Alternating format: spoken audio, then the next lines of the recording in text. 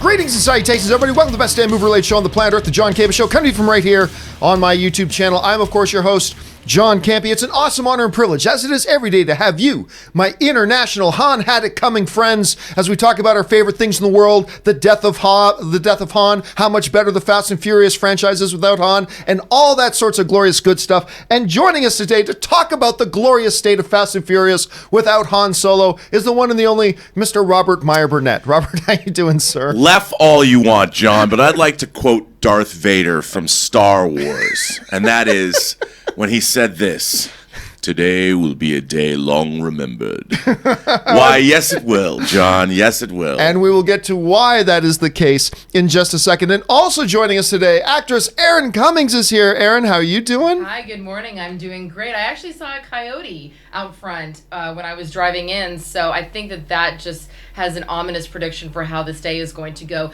given that I've already heard a little bit of the ongoing battle between you two. So I'm just going to sit back and eat my popcorn, drink my tea, and watch. Right, and while you're doing that, I'm going to have you pull the microphone in front of yourself. Oh my gosh, I am so sorry. That was me. I'm sorry I moved that. When I had to get by. And we're Did you? Oh, I thought that was me. Okay. Can you hear me now? Oh, no, we could hear you before. Okay, great. It's a good thing I have my theater voice. So, listen, guys, we have a lot of stuff that we do need to talk about today. And before we do anything else, we would be remiss if we didn't talk a little bit of Fast and the Furious universe. Now, as many of you guys know, there's been an ongoing debate between Robert and myself with the dueling hashtags of Justice for Han and Han Had It Coming. Well, today... Oh, say it. I can't wait. Entertainment Weekly put out a interview with the writer of, well, most of the Fast and the Furious movies, talking about the whole Justice for Han thing. And he actually says in this thing that we're going to get Justice for Han.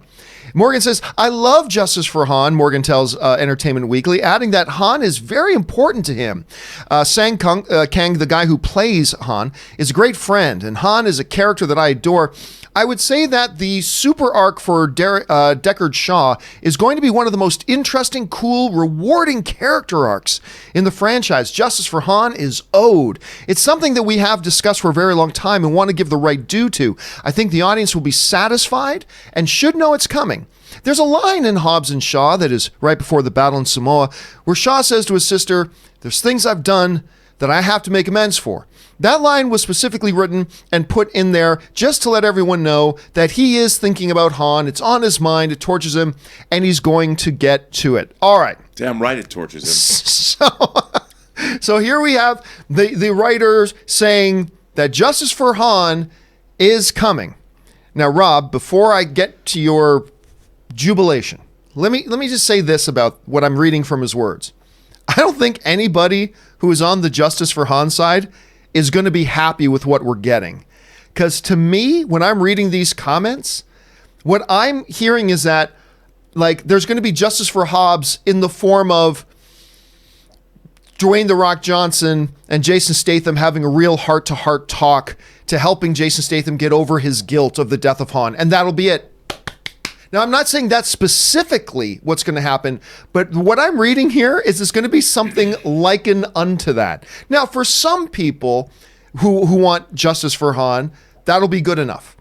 I think for some people who want nothing short of Shaw dying or being imprisoned, I don't think they're going to be happy, because I do not think that's what we're getting. When I'm reading these comments, it sounds to me like there's going to be like a come to Jesus moment kind of thing, or an acknowledgement, some kind of confessional booth spilling of the soul or something like that, and that will be their version of Justice for Han. And again, I think for some that's going to be enough. For some, I don't think so. Rob, it doesn't really matter what I think about this. What do you make of this interview? Because you walked into this studio this morning like you were skipping on your way, like out of school for the first day of summer vacation. What did you make about this whole thing? Well, John, as you know, the character of Han Solo is near and dear to me. I've never wanted to be Asian so bad as I did when I saw Tokyo Drift. Sun Kang's hair in that movie was impeccable. Delightful His hair. look was incredible. He had the greatest girls. He had the greatest cars. He had the greatest motorcycle. He had the greatest place to live. and he could have beat Drift King if he was the main character of the story, but he wasn't. I love this character right off the bat. I love the fact that even though he died in Tokyo Drift, his friend, director Justin Lin, brought him back for 3 more movies. I adore this character, and lest we not forget, he wrote off, Gal Gadot. That's who he hooked up with. He won everything. Sun Kang as Han Solo is one of the great film characters of all time, right up there with John Wayne. I mean, I cannot tell you how much I love Sun Kang, but when it was revealed that Jason Statham killed him, and suddenly Jason Statham is now a part of the Fast and the Furious franchise, and by the fate of the Furious, the 8th movie, he is embraced as part of the team, and seemingly everyone has forgotten that this is the man that killed Sun Kang. This is the man that killed Han Solo, one of the family. And I've been waiting. When are they going to open a can of whoop ass on this guy? When are they going to take his head off? When is he going to burn like the man he deserves to be, dead in the ground? And I've been saying this, John. I've been hashtagging this for years. 4 years. I used to hashtag to Justin Lin, who was trailing Johnson. I don't even think he's on Twitter anymore, probably because he was sick of my tweets. But I'm like, when is Han going to get justice? You directed 4 of these movies. You even created Han in a movie a movie that wasn't even part of the franchise. To say that I'm excited about this, John, it's almost as if I could go back in time and actually direct a movie with the original Star Trek cast before the motion picture in the mid-'70s. That's how excited I am to have read that headline on Entertainment Weekly today. Okay, but I've got to ask. You. You know, I'm reading this. The fact that Shaw is now clearly a hero in the franchise, which is just a bastardization. It's just, everything wrong with America is right there. It's encompassed by the fact that they've turned Jason Statham into a hero. It's so wrong. But that's where we are.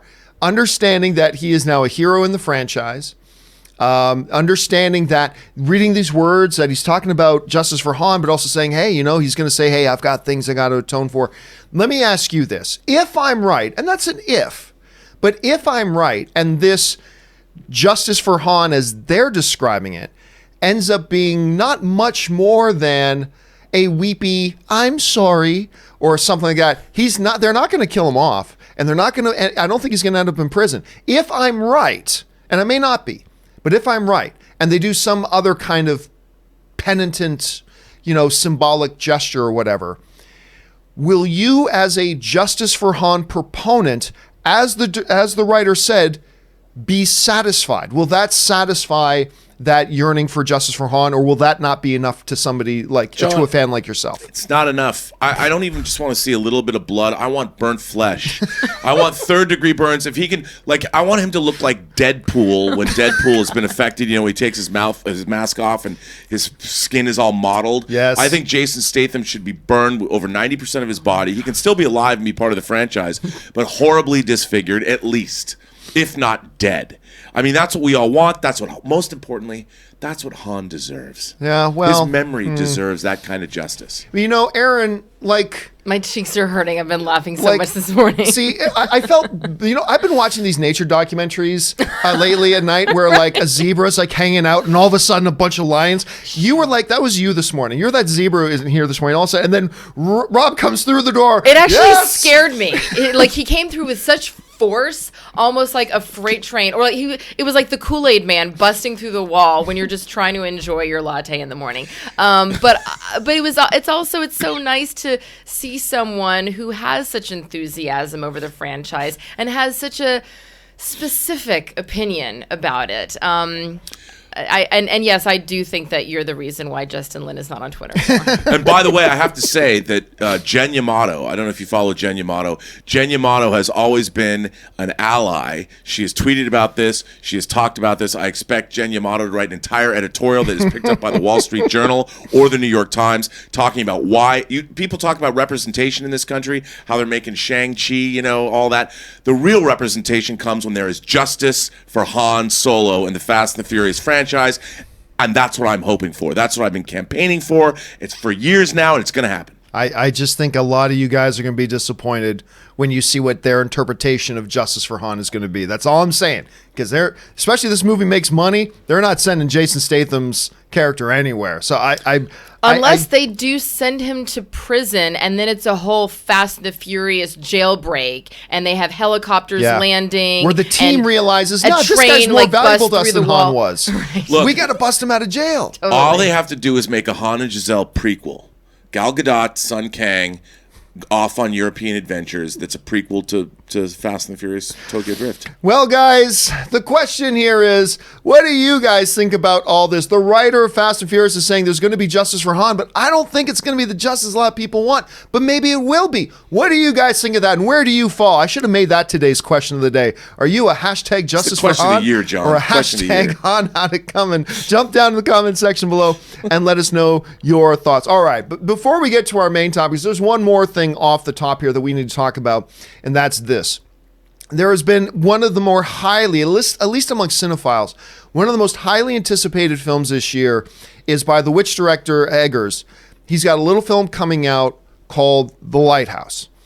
And of course, it's got your Batman, Robert Pattinson, our brand new Batman. And today, the trailer for this film has dropped. And I'm telling you what, Rob, it was every bit as artistic and everything that I've heard about. Like, I've heard it's an artistic masterpiece. It's riveting, blah, blah. All these people who've seen it at the early film festivals are raving about it. And I watched this trailer. I'm like, holy crap, this is exactly what I've heard described. This looks exactly what I heard described. And I'll tell you what, the one thing that's going to, I think, throw some people off, Rob, is the aspect ratio. Mm-hmm. But to me, what the aspect ratio does, I didn't feel like it was a throwback to old filmmaking. I felt like it was the whole idea of these two men alone together on this island. It gave me a sense, a claustrophobic feel, almost, you know what I mean? And I thought, what an interesting artistic decision to go with something like that. At any rate, I loved what we saw. You had a chance to see it. What did you make of it? Well, I adore The Witch. And I think one of the hardest things to do in filmmaking is to create mood and to make it evocative, where there's literally atmosphere dripping off the frame. And The Witch did that. The Witch created that slow burn tension, and the mood was dripping off the screen. Now, even in this trailer, you can see that these are two guys where clearly, I don't know if they go mad together. I don't know what happens. But the mood, I mean, you could cut the mood that's coming off these shots, these beautiful black and white shots. It's interesting, like you mentioned the aspect ratio. I think that Paul Schrader used the 4:3 or the square aspect ratio, the Academy ratio, in First Reformed, the Ethan Hawke film that he did last year. Right. Which, if you haven't seen First Reformed, tour de force performance. Handsome Hawk is amazing. Ethan Hawke in that. But there, like you said, there is something. There's a claustrophobia in that, and I just can't wait to see. I mean, watching the trailer, I don't think we got a sense of the rich blacks in this movie and how dark and shadowy it's going to be. I mean, it looks like an Ingmar Bergman movie from the Seventh Seal or something. I can't wait to see this. I love seeing actors, like two actors, just go nuts in a room. Like if you haven't seen William Friedkin's Bug. There's nothing better than watching two actors, just two great actors, and Robert Pattinson is indeed a great actor, especially after watching Good Time. But and Willem Dafoe looks like he knocks it out of the park with his big bushy beard. I mean, doesn't this thing take place in Nova Scotia? Isn't it a Canadian-based film? It might very well, because there's a lot of lighthouses in Nova Scotia, the province in which I was born, as a matter of fact. It makes me want to go to Nova Scotia. We should all go to Nova Scotia. Everybody should go to Nova Scotia. We should do a live show from a lighthouse. That's what I was just thinking. Lighthouse. We should do an actual review of the lighthouse from a lighthouse in Nova Scotia. I'm sure that's totally cost prohibitive, but I mean, one of the things that got me to watching Willem Dafoe, I couldn't help but think, man, if I just closed my eyes and I didn't know that this was the lighthouse, I would swear this was an ad for the next Pirates of the Caribbean movie. And that line says, "How long have we been on this rock? 5 weeks, 2 days. Help me recollect." I mean, I bet the answer is we've been here for 10 years. There's some crazy musical staple hit. Something like that. Erin, you watched this trailer with us this morning. What did you think about the trailer for The Lighthouse? I thought it was absolutely beautiful, and the thing that really captured me was this ongoing verbiage that's echoed of there's no good movies anymore. Nobody makes good movies anymore. And this really made me see just how much art we still have left in our tank. You know, we're at a time when a lot of people are thinking that it has to be a big budget franchise type film in order for it to be successful or to be even get made. And to see a film like this, which has such an obscure story getting made. I don't even actually know, like Robert, what the whole story is, but I also like the fact that you don't see a lot of the fantasy part of it. I mean, you see a glimpse of a mermaid's tail. You see a bit of an octopus that might be attacking something or someone, but it doesn't really lean into that. It really leans into the relationship between these two men. I agree with you, John. I felt the claustrophobic nature. I felt like I was in the room with them. It reminded me of the scene in Jaws when the one actor whose name I'm blanking on right now is telling the story, and Robert Shaw. Robert Shaw of the sinking of the and ship. Richard Dreyfuss and the other actor are just drawn on his every word, and you feel like you're sitting in the room with them. I also think that this is a brilliant move by Robert Pattinson and his team for pulling him away from the Batman, from the Twilight persona, because I'm not familiar with a lot of his work outside of Twilight. I didn't see Twilight, but I'm just go, oh, that's that Twilight guy. And the first second that I saw him on screen on this, I went, oh no, that guy's going to be great Batman, because it just gave me a different flavor of him. And I think it's not going to make a ton of money, probably. It's not going to be some blockbuster hit, but it's really going to be a film that true lovers of film are going to watch, and I'm so excited about it. I have to say something else, you guys. A24, the distributor of this Killing film, it. They put out, obviously, Ari Aster's Midsummer. They put out The Witch, Robert Eggers' first movie. I don't know what they drink over at A24, but their taste, their director-driven, auteurist, filmmaker output, they're like my favorite distributor. There's a record label in the 80s called 4AD that put out like Cocteau Twins, and they put out early Modern English and Bauhaus. I used to buy every 4AD record sight unseen. It didn't matter what it was. I will go see any A24 movie just because of the taste of that distribution company and what they're making. Everything they do is worth watching, and it's unique and it's different, and I adore them. Yeah, they certainly got a style to them. Well, listen, guys, did you have a chance to see this trailer for The Lighthouse? What did you think of it? Jump down to the comment section below and let us know your thoughts. All right, with that down, let's now move on to our main topics today. How do we select our main topics here on The John Campea Show? Well, you guys come up with them by going over to www.thejohncampeashow.com/contact. Once you get there, fill out the form that you see with your topic or question, hit submit, and then maybe, just maybe, you'll see your topic or question featured here on The John Campea Show. With that down, let's move on to our first topic today. And our first topic today gets submitted to us from Phoenix Arising, who writes, "Hey, John.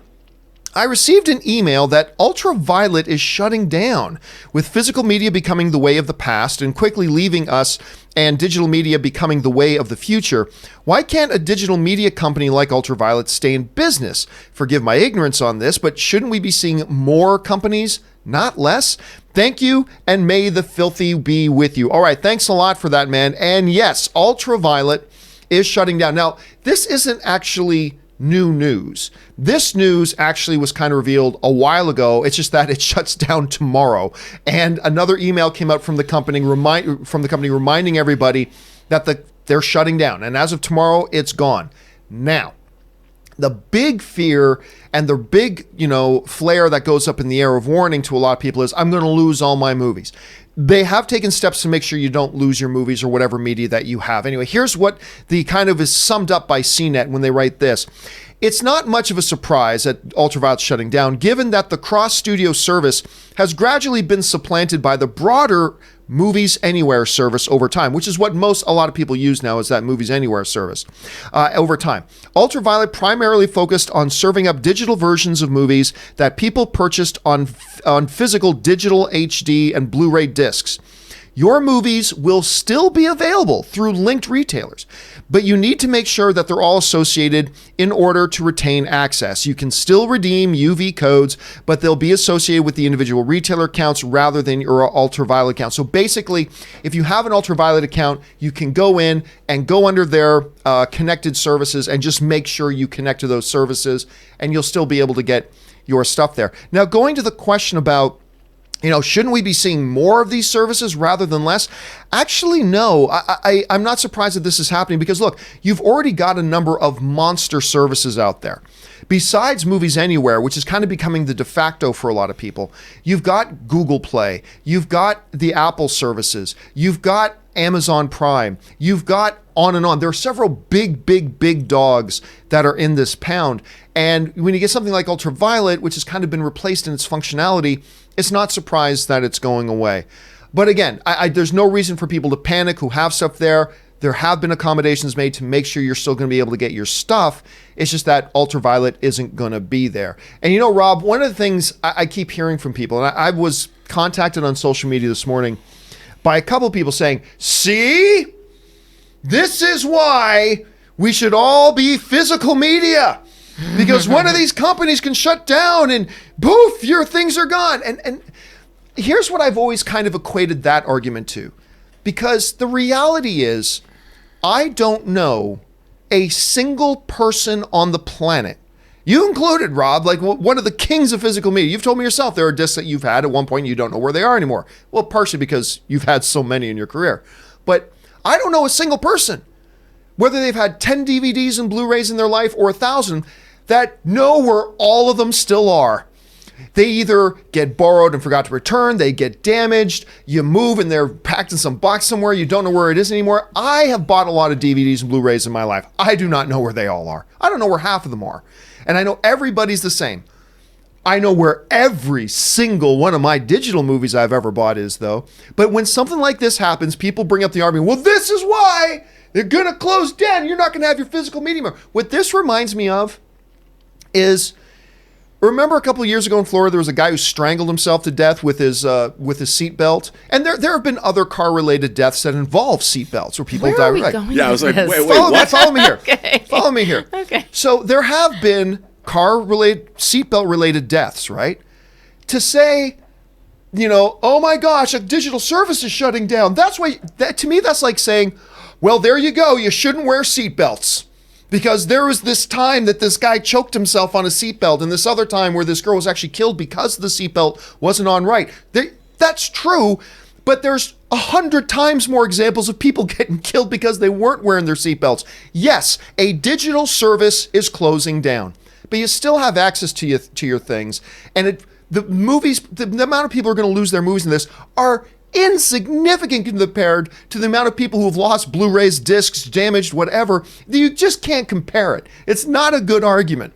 But anyway, that's just the way I see it. But Rob, it is kind of a sign of the transition of the era, right? When we see something like this. You hear about UltraViolet shutting down. What's your initial reaction to it?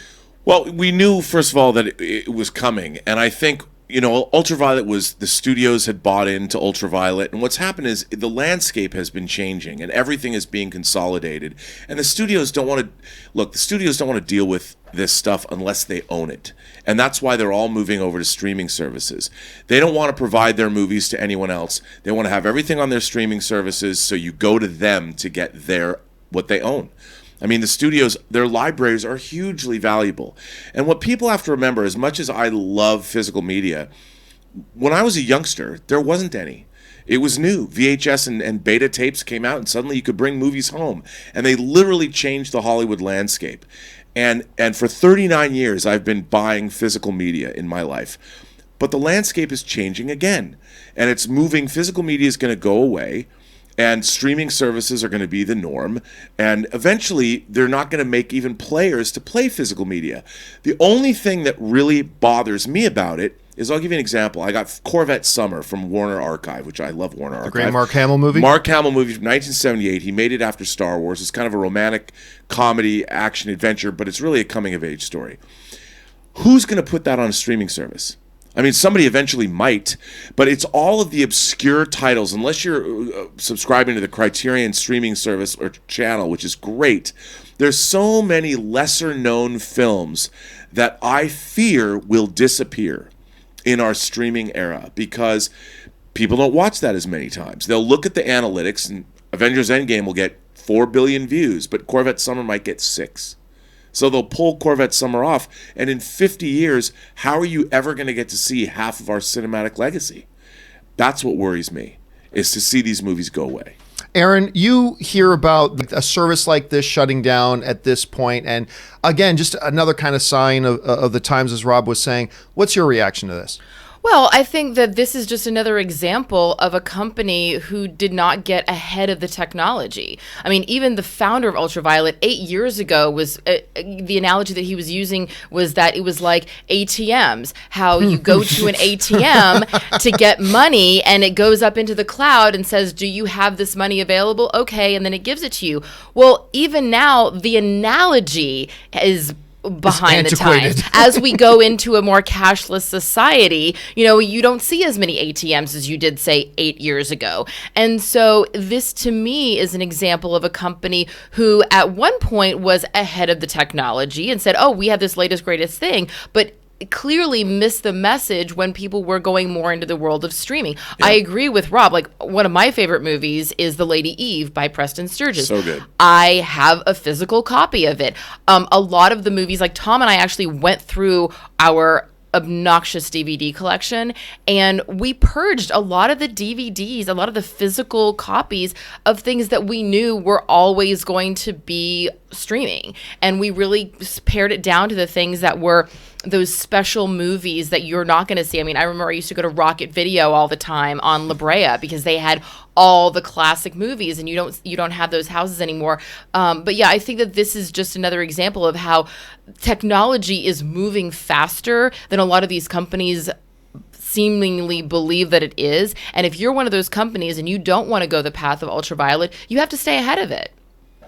Well, guys, the question is, what do you think about this? Do you think, really, this is not really news at all? We've been preparing for this. Do you think, well, this is just a slight bump in the road? Do you think this is a major significant thing? Jump down to the comment section below and let me know your thoughts. All right, with that down, let's now move on to our second main topic today.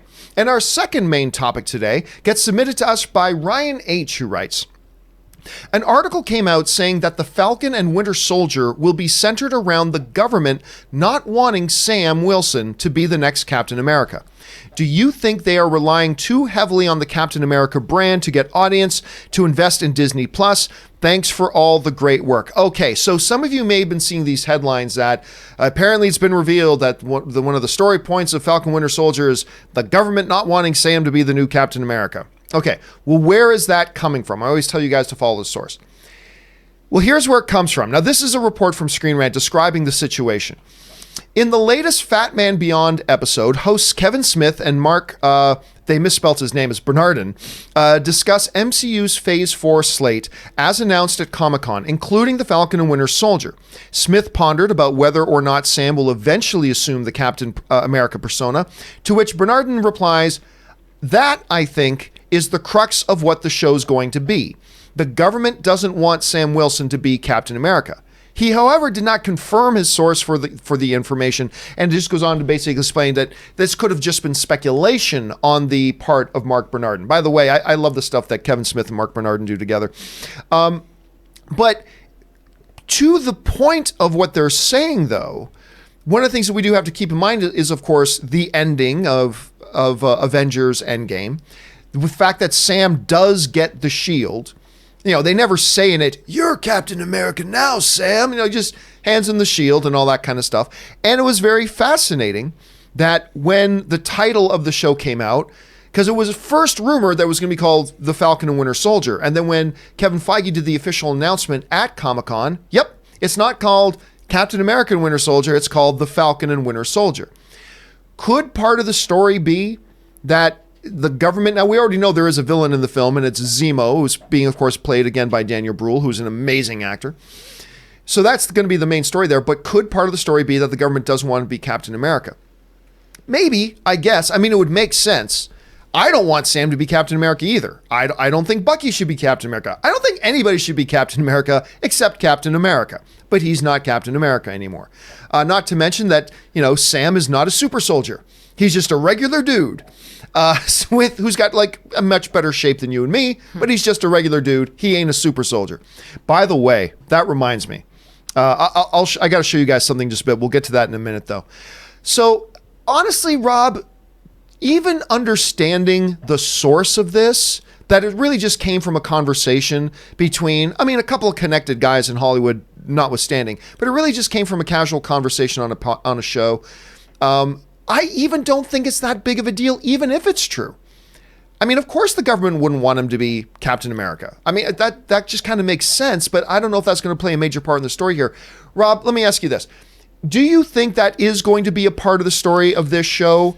And is it even important if it is or not? What do you think? Well, one, I don't think it's probably going to be a big part, but I think, just hearing that, I wondered, is this going to be like a racial commentary or something? But I don't think, if it's even part of the show at all, it's the fact that Sam Wilson isn't a super soldier.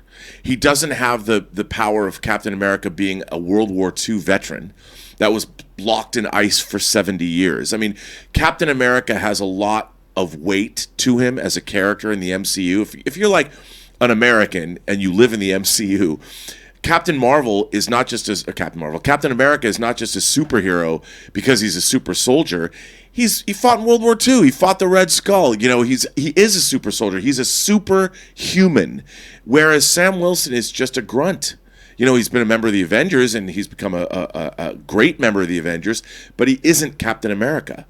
And I think that him taking over, I think part of the story is that Sam Wilson himself will wonder, is he worthy of the mantle of Captain America? And that, I think, is a really interesting part of his character. When you pick up the shield, you don't just pick up that shield. You pick up the legacy. You pick up the legend. And can any man live up, or any woman, live up to the legacy of Captain America? And that's got to be part of what goes on in the Falcon Winter Soldier. Yeah, it probably will be a part of it, at least to some degree. Erin, you're hearing about this. What's your reaction to it? Yeah, I've always been confused about how Sam Wilson becomes Captain America. I was like, I didn't think that you could do that. You could just go, okay, you know what? I'm done here. I think I'm gonna why is Tony Stark not making Spider-Man into Iron Man then? He kind of has. But anyway, right, exactly. I knew that was going to push your button just a little bit. But that's always been a little confusing to me. And so I think that it may be a part of a storyline because obviously the government works closely with Captain America and they would say, well, hold on, if we're going to work that we're part of the creation or part of the development of this super soldier. Thank you. The super soldier, we didn't have anything to do with this transaction, so we might want to have our say into it. I see that definitely being a part of the storyline, and I don't think it's really that big of a deal. All right, the question here, though, guys, is do you think this is a significant thing, or do you even think it's a thing at all that's going to be in there? Do you think, these are just some comments that are being taken out of context? Think, there's enough there to consider it legitimate, and what ramifications does that have? What do you guys think about that? Jump down to the comment section below and let us know your thoughts. All right, with that down, let's now move on to our third main topic today. And our third main topic today gets submitted to us by Anna Dillernia, who writes... Dillernia? I don't know. I'm terrible with names. Hi, John. Disney just released its Disney Plus content, and besides the Mandalorian show, it seems like a weak lineup and less content than their Netflix offerings. Do you think its current lineup will have people signing up ASAP? It's far from the whole catalog that Disney has been promoting. All right. Thanks a lot for the question, Anna. And yes, there has been a report coming out talking about we are now starting to get a picture of what is going to be a part of Disney Plus when it launches and what is not. And it's not the whole catalog. One of the beautiful things about the promise of Disney Plus is that it's all Pixar, it's all Star Wars, it's all MCU. National Geographic is an underrated addition they're getting as a part of that, by the way. But it's all Disney proper studios. It's all like the whole package, right? But that's not what we're getting when it launches. And the one thing I like, Anna, that you asked in your question is is there going to be enough here for people to sign up ASAP, like as soon as it launches? There's been now stories going around about it is becoming revealed about what's coming out and what's going to be a part of it. And they put this is from the website The Beat. The most interesting thing to Beat readers will be the fact that Marvel Studios' Captain Marvel, Thor the Dark World, the original Iron Man, and Iron Man 3 will be available to stream at launch. Captain Marvel is obvious because it was already known that it would be held back from Netflix, unlike other Marvel movies.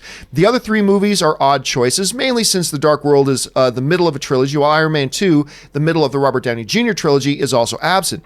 CNET says that the Avengers Endgame will be on Disney Plus on December 11th, but no Infinity War, which presumably will still be on Netflix through an earlier licensing deal. Endgame is being released on Blu-ray and DVD next month on August 13th, so that's a 4-month wait until it streams on Disney Plus. Now, that gets more interesting here. He writes, also of interest is the story that 6 of the Fox Star Wars releases, i.e. the first 2 trilogies, plus The Force Awakens and Rogue One, will be available to stream when the service launches, but not The Last Jedi or Solo, both of which have been licensed to Netflix. That's a bit of a shame with The Rise of Skywalker, the finale of the newest trilogy concluding in December, that will join the service in year 1 along with the last 2 movies. Now, here's where it also gets interesting. There's a lot of other Disney movies, including many classics, that will be available from day one, including 101 Dalmatians, Big Hero 6. I love Big Hero 6, by the way. Bambi, The Sword and the Stone, The Rocketeer, on and on and on. Now, they go on to write about how there's many other, MCU movies that are going to come, but they're coming in year 1. So there's a lot of Marvel movies that are not going to be available when this service launch. There's also a lot of original Disney Plus shows that will not be available when it launches. Like, I believe all we're getting is The Mandalorian and like a Toy Story Forky series of some sort. Forky Asks Questions or something ridiculous like that. So there's a lot of stuff that is not going to be there when this thing launches. And so the question is there going to be enough there to incentivize people to right away sign up for this thing? Or will it be more attractive to wait for a year until it actually starts to get its catalog together, starts to get its movies back, and then actually starts launching their original series to make it worthwhile? Now, look, obviously, Mandalorian is launching with the service. I'm a Star Wars guy. Clearly, I'm signing up for it right away, but I don't know if there's enough there to entice a lot of other people who aren't hardcore fans, and maybe they'll want to wait. Rob, let me ask you this. For you, is there enough there to entice you to sign up day one? I think I know the answer to that. But do you think for a lot of the general audience, maybe there's not quite enough there to get them on the hook right away? How do you see it? Well, first of all, you said it. I mean, Mandalorian, I'd pay $30 a month to get Mandalorian, to be honest. But I think that there's a lot more, like, they're just talking about, like, marquee movies here. Disney has decades of. I've talked to a friend of mine who's actually working on what they're putting up on Disney Plus. They have a massive catalog of things that they're going to be putting up onto the service, not just movies, but shows and nature specials going all the way back to the 50s. I mean, there's so much. I want all of Disney's legacy titles out there. Like their Tomorrowland specials they did. There's so much stuff that I want from this service. Now, if you're just talking about A-list modern films, perhaps you don't have everything because they're still cleaning up their previous deals like this article talks about with Netflix. I get that, but we know they're coming. By the way, I've got all the Marvel movies on physical media. Well, there you go. They're starting to put them out in 4K as well. That's called a callback, ladies and gentlemen. That's called a callback. And so, I mean, I can watch the entire MCU with the exception of Spider-Man Far From Home because I don't have it yet. Or Endgame, which comes out on, August 13th. I already pre-ordered my Steelbook from Best Buy. Woohoo! But anyway, so I can't wait to get this streaming service because of what they're going to put out. Who knows what they're going to put out? But I want Disney's rich legacy titles at my fingertips, but not just their modern movies. And I think Endgame comes out today. Digitally. I think either today or tomorrow, one of the two. So I might have to be running down to get my Endgame copy right there. Anyway, Erin, you're seeing all this. You're hearing about this. Is there enough, like a same question that I put to Rob, is there enough for you to sign up for Disney day one? Or is it something that might be more appealing to sign up for a little bit later when they get more of their, cubs back in the den? What do you think? Well, let's also remember, so years ago, I'm friends with Leah DeLaria, and actress who you may know as Big Boo on Orange is the New Black. And I remember I was like, hey, what are you working on? She goes, oh, I'm doing this show. It's about like women in prison. It's for Netflix. And I was like, oh, Netflix. Good luck with that. Because Netflix was very, like, nobody really had Netflix. The only thing that people were watching on Netflix was House of Cards. And so a lot of people en masse did not have Netflix. It took a while for people to start hearing the buzz and go, oh my God, have you heard about this show, House of Cards? Blah, blah, Orange is the New Black. And then people started jumping on board. Granted, it was earlier in the streaming revolution than we are now. But that being said, you know, these companies, they build and they build and they build. And one of the things that jumped out at me when I was reading this is their beautiful, sweet price point. Which is super, super low. Why do you think that is? It's an introductory rate. So the people that get in are going to be grandfathered in at $6.99, and then at a certain point, they're going to add more to their catalog. And because they're adding more to their catalog, they can raise their price. So if they release their entire catalog and everything's available, and they just arbitrarily raise their price a year later, people are going to go, well, why would I pay more when I'm getting the same thing I was getting last year? Now they're going to say, hey, we've raised our price to $8.99 a month because now you're getting blah, blah, blah, blah, blah. I'm personally excited because I agree. I love National Geographic. I think they make phenomenal movies. And for those of you who, like me, will be signing up on month one, I highly recommend TJ Martin's LA 92 documentary about the 92 riots. It is phenomenal. I went to the premiere. TJ's a friend, and just everything that he and his partner Dan do is gold. So LA 92. That was really well stated. Also, I've heard that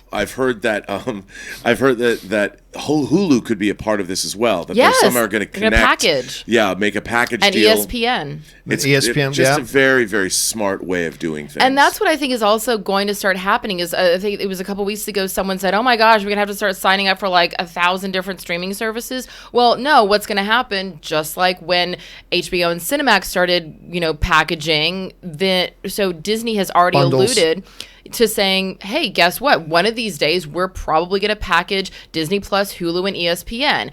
And then some of the streaming services that may be suffering on their own, they're going to go, hey, we want to stay alive. Can we package with this company or that company? I think in the future, as streaming becomes much more popular, we're going to see more packages. So people are going to have that option as well. Now, one of the things I think we're overlooking a little bit here is that I think right now, the people most interested in Disney Plus right now, the people who are buzzing about it, the people who are really talking about it right now, are mostly Marvel fans. I mean, right now, these are the people who are most excited about it right now. And I think, because Rob, you raise a great point, they're going to have a ton of stuff that we're not talking about. Right. But a lot of that stuff is not the stuff that the people who are excited about Disney Plus right now are excited about. They're excited about having the entire MCU at their fingertips. They're excited about the upcoming shows. There are a lot of the crossover, the excitement about the Star Wars stuff. And for them to now go, wait, what? We're only going to get like a third of the MCU when this thing launches instead of like all the great movies? I think that's going to be a little bit of a moment of pause for some people. So I think you're right. Look, bottom line is the value when this thing opens is great. And I'm with you, Rob. 30, 40, 50 bucks a month just for The Mandalorian, I would have paid it. And I get all this other stuff. I just think it might be a question mark for some others. Well, there's movies that I wouldn't necessarily buy, like the early Kurt Russell, Dexter Riley movies, like The Computer Wore Tennis Shoes, The Strongest Man in the World. I love those movies. As a middle-aged dude, I'm not going to buy them. I'm just not. But if they were on a streaming service and I could just sit back and say to my girlfriend, when I was a kid, I loved the Dexter Riley movies.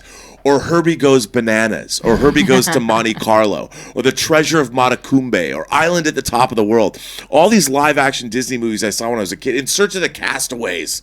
that I don't own. But the original Parent Trap with Haley Mills. Oh my God. We own that. I love that movie so much. So good. But that's going to be some of the stuff that's going to be joyous to have at your fingertips. Yeah. Like we watched this Dean Jones, The Snowball Express as our Christmas movie last year with my girlfriend's parents. And I'd never seen it. It was a live-action Disney, as you might imagine, Dean Jones movie. It was delightful. And now it'll be on, I'm sure, Disney Plus. But John, and everybody can watch it. That brings up a good point. You know, you say that the people most excited about this, most buzzing about this are Marvel fans. What about all the families? I see like anybody that has kids is going to go, "Oh my God, I can just put on Disney Plus and know that my kids can just watch it and go crazy." Then that's going to be a huge draw for them as well. Yeah, and I think overall, absolutely, which Right. is why I just think the people who are buzzing about it right now are mostly they're not the families right now talking about it. I think Right. there's probably a lot of people that don't even know that Disney Plus is coming. Actually, I had a conversation yesterday with somebody who didn't even know Disney Plus was coming and what it was. But Well, she's not on the mom chat grid. well, there you go. But I just think the people who are most vocal about it right now Sure. are the ones who black. So it's going to be Well, I interesting feel to like see how Marvel this does fans when are it always the launches. most vocal about everything. Well, that's true as well. The question here is, guys, what do you think about this? Now, look, a lot of us are going to sign up just because The Mandalorian's going to be there. But honestly, can you see a situation here where maybe a lot of people go, hey, Disney Plus looks great, but I'm going to wait a little while till it gets more of its catalog back? Or do you think more people, even amongst average film fans, are going to be bang right out of the gate signing up, like you and me probably are, for Disney Plus? Jump down the comment section below and let me know your thoughts. Condor Man, dude. Condor, no, that's one that can go.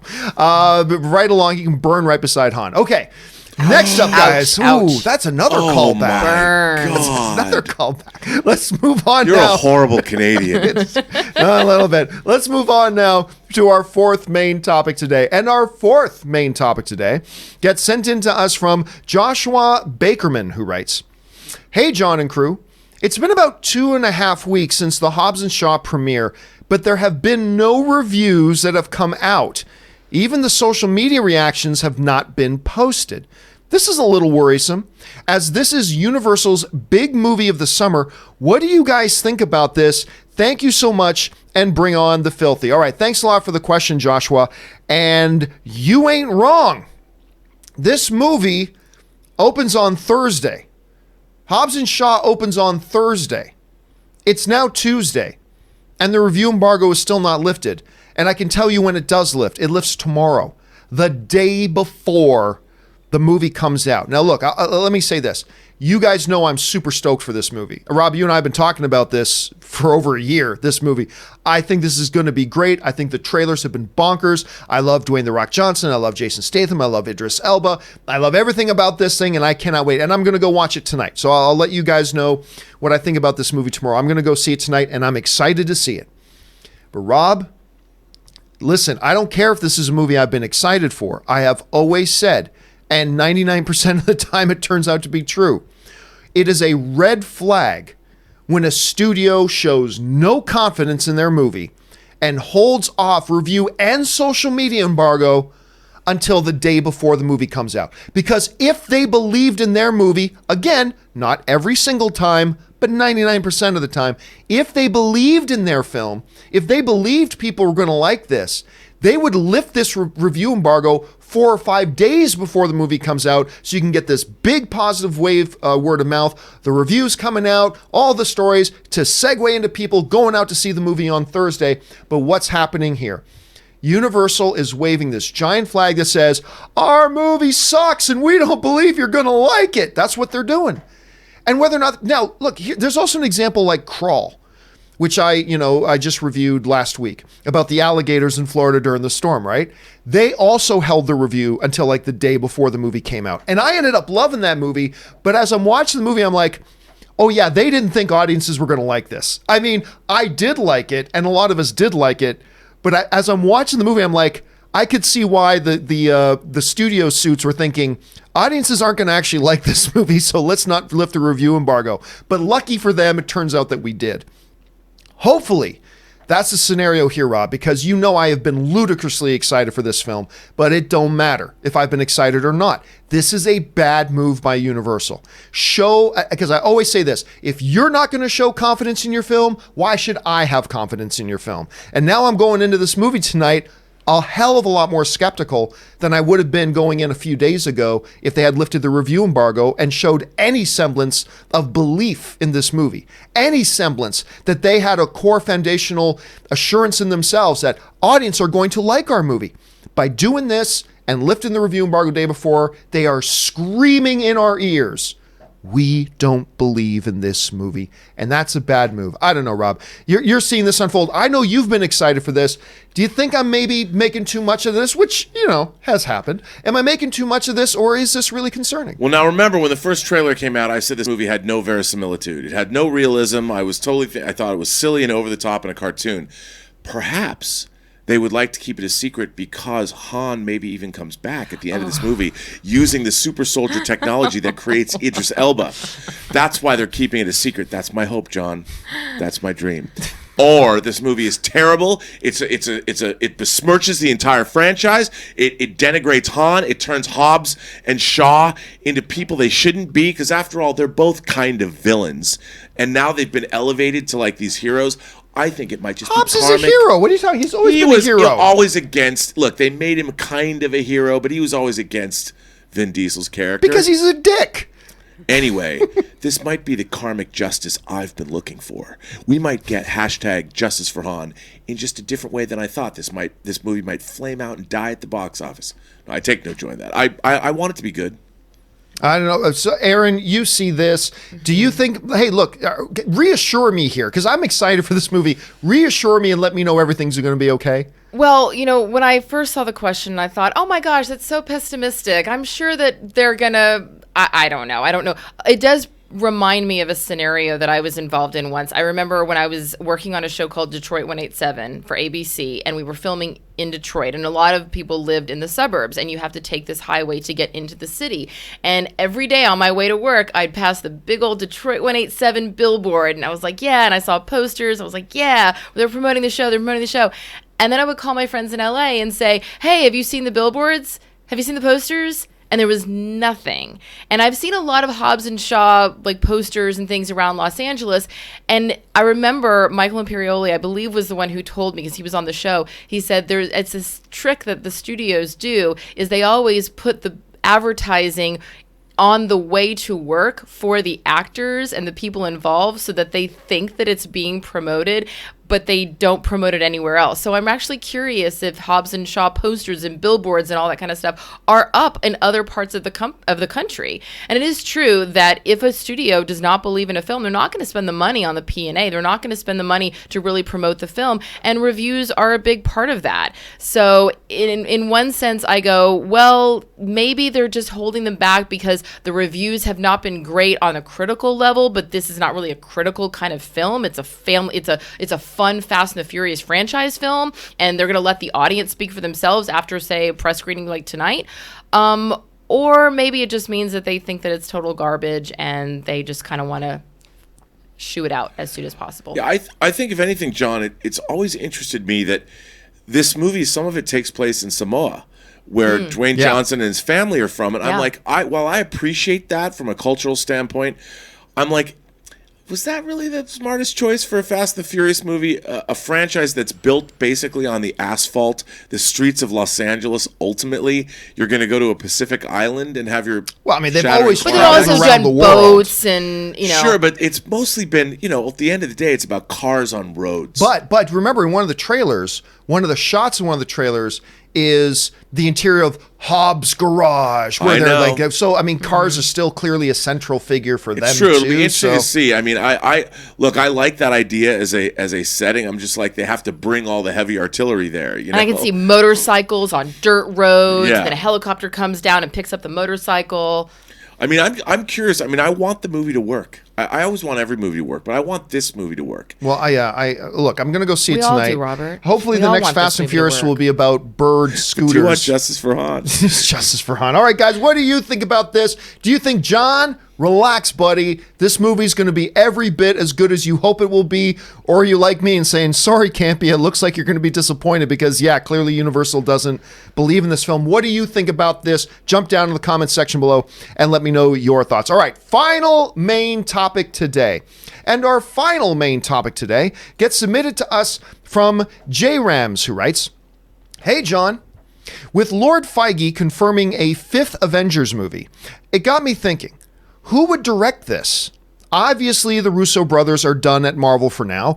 Should Marvel turn to an already established director like Reed Coogler or Waititi? Or should they go to someone new? Who would you want to who would you want preciously helming the next Avengers film? All right, thanks a lot for the question, man. And yes, Kevin Feige has pretty much all but confirmed that Avengers 5 is coming. He was talking about Avengers 5 the other day and what the makeup of the team would look like and all that kind of stuff. And we discussed that here on the show. But what nobody has been talking about is that all-important decision of who ends up directing an Avengers 5. Now, you bring up a couple of great names that I think would be very, very strong contenders. You bring up guys like Peyton Reed. What I think this dude did on the Ant-Man movies is nothing short of phenomenal. Because come on, what a stupid idea, making an Ant-Man movie. Really? I mean, come on, it's pretty lame. And yet he stepped in and he made what I thought was one of the more wonderfully entertaining of the MCU films. I love Ant-Man. I didn't love Ant-Man 2 as much, but I still quite appreciated Ant-Man 2. I love this franchise. He could bring a really fun sensibility to it. Then you go to a different sort of a feel, and you go to a Ryan Coogler, the Fruitvale Station director, the Creed director, You go to a guy like that to do an Avengers kind of movie, and that can't help but get you a bit excited as well. Now, of course, he's a little busy right now working on Black Panther 2, but still, something like that, a very different Avengers than what we get from Peyton Reed, but both amazing and awesome. Well, then there's Taika Waititi, who just blew the doors off for everybody with Thor Ragnarok and got everybody excited with Thor Ragnarok. Of course, now he's coming back to do Thor, Love and Thunder? Love and Thunder, Thor Love and Thunder coming, and that's got to be a nice option as well. And these are all good names, and I'll tell you what, if any of these guys got mentioned that they are going to be directing Avengers 5, I'll tell you what, and I know a lot of you guys, will be very happy. Now, of course, it could be another person altogether, and that's probably the likelihood. But I'll tell you who I think is going to direct this film. And it's not going to surprise you who my pick is. But I'll tell you who I think is going to direct this film. That's Joss Whedon. I think Joss Whedon directs this film. Now, I've been saying for a while, when the question came up when James Gunn was still fired from Disney, the question came up, who's going to direct the next Guardians of the Galaxy? And one of the names that I threw out there is Joss Whedon. Now, obviously, it's going to be James Gunn himself. But let me list the exact same reasons why I think there's a good, strong possibility.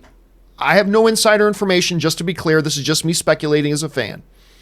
But the reasons I thought it was possible he could do Guardians 3 are the same reasons I think he could do Avengers 5. That is this. Number one, he's the guy he kind of established what the DNA and what the identity of the MCU is with what I still consider to be the greatest comic book movie of all time with the first Avengers. And then he did the second one. Kevin Feige was heavily relying on Joss Whedon to bring him. He made, if Thor the Dark World is watchable at all, it's because of what Joss Whedon did. Because remember, there were all those stories we talked about on the show before where Feige actually flew Joss Whedon into set to rewrite a bunch of pages for this other movie, this Thor 2 movie. And those were some of the best moments of that movie altogether. There was clearly a bit of a falling out, but in recent years, we have seen Joss Whedon reappearing on the Disney stage. I've seen him appear at a number of the premieres at Disney, including this picture here was the Rogue One, but he was also, I believe, was at the Lion King premiere. He showed up in these things. In the Infinity War DVD and Blu-ray and the Directors Roundtable, he was there and part of that. They have clearly been showing he's been coming back into the fold. And I believe if they're going to look to anybody to direct an Avengers 5, Rob, I think it's going to be this guy. I think it would be Joss Whedon. Now, it can clearly be many others. There are a lot of other possibilities here for sure. We talked about a few of the other names. Probably there are 20 or 30 other names that could do it. Ultimately, for me, I only care if they get a good director in. That's all I care about. But I think there's a lot of signs here that point to Whedon. Let me throw this to you, Rob. If you had to, Bob Iger, after one of your regular weekly racquetball games. Right. Says, Rob, I got a bit of a problem that I think only you can help me with. Mm-hmm. I need somebody to direct this. Kevin keeps calling me and says, Bob, give me some direction. Who directs Avengers 5? Rob, tell me, who should we have directing Avengers 5? What name do you give him? Out of the stable that they have, or maybe somebody else? No, I'll tell you who. I think keeping established directors, here's who I think should direct Avengers 5. John Favreau. Ooh. That's what I said last night. John Favreau. Look, John Favreau obviously started the MCU. He's been a part of it as Happy obviously in the Iron Man and Spider-Man movies. He is obviously, Disney might like him this week. A little bit. A little bit. And another $1 billion film for them. them. And I think John Favreau, he wants to come back and direct actors. I mean, he's been directing actors, but I think he wants to leave the motion capture stage. I think he did his show Chef for Netflix. Which is so good. It's so good. But I think he did it because he wants to hang out with people all the time. Put people on camera. And I think it looked like he was having a blast doing Spider-Man Far From Home. It has to be frustrating for him, I would think, as a director. I think he wants to come back in and do an Avengers movie. And if Favreau comes back to the MCU, doing an Avengers movie is pretty much the only way he could come back. He's got to go big. He's got to do something large. And I would like to see that. I would like to see him come back and do an Avengers movie. He's obviously been an executive producer on them, but I think Favreau could come back in, and of course he's a Disney favorite. I mean, and look, it's not just that stuff that's keeping plugged in with the Disney family.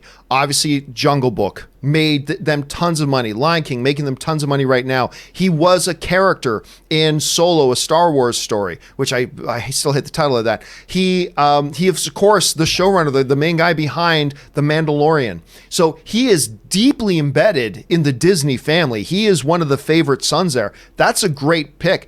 Erin, who do you think it's going to be? Well, I too, as soon as I read that, I went, well, John Favreau is the clear choice, and what a lovely throwback and bringing everything full circle.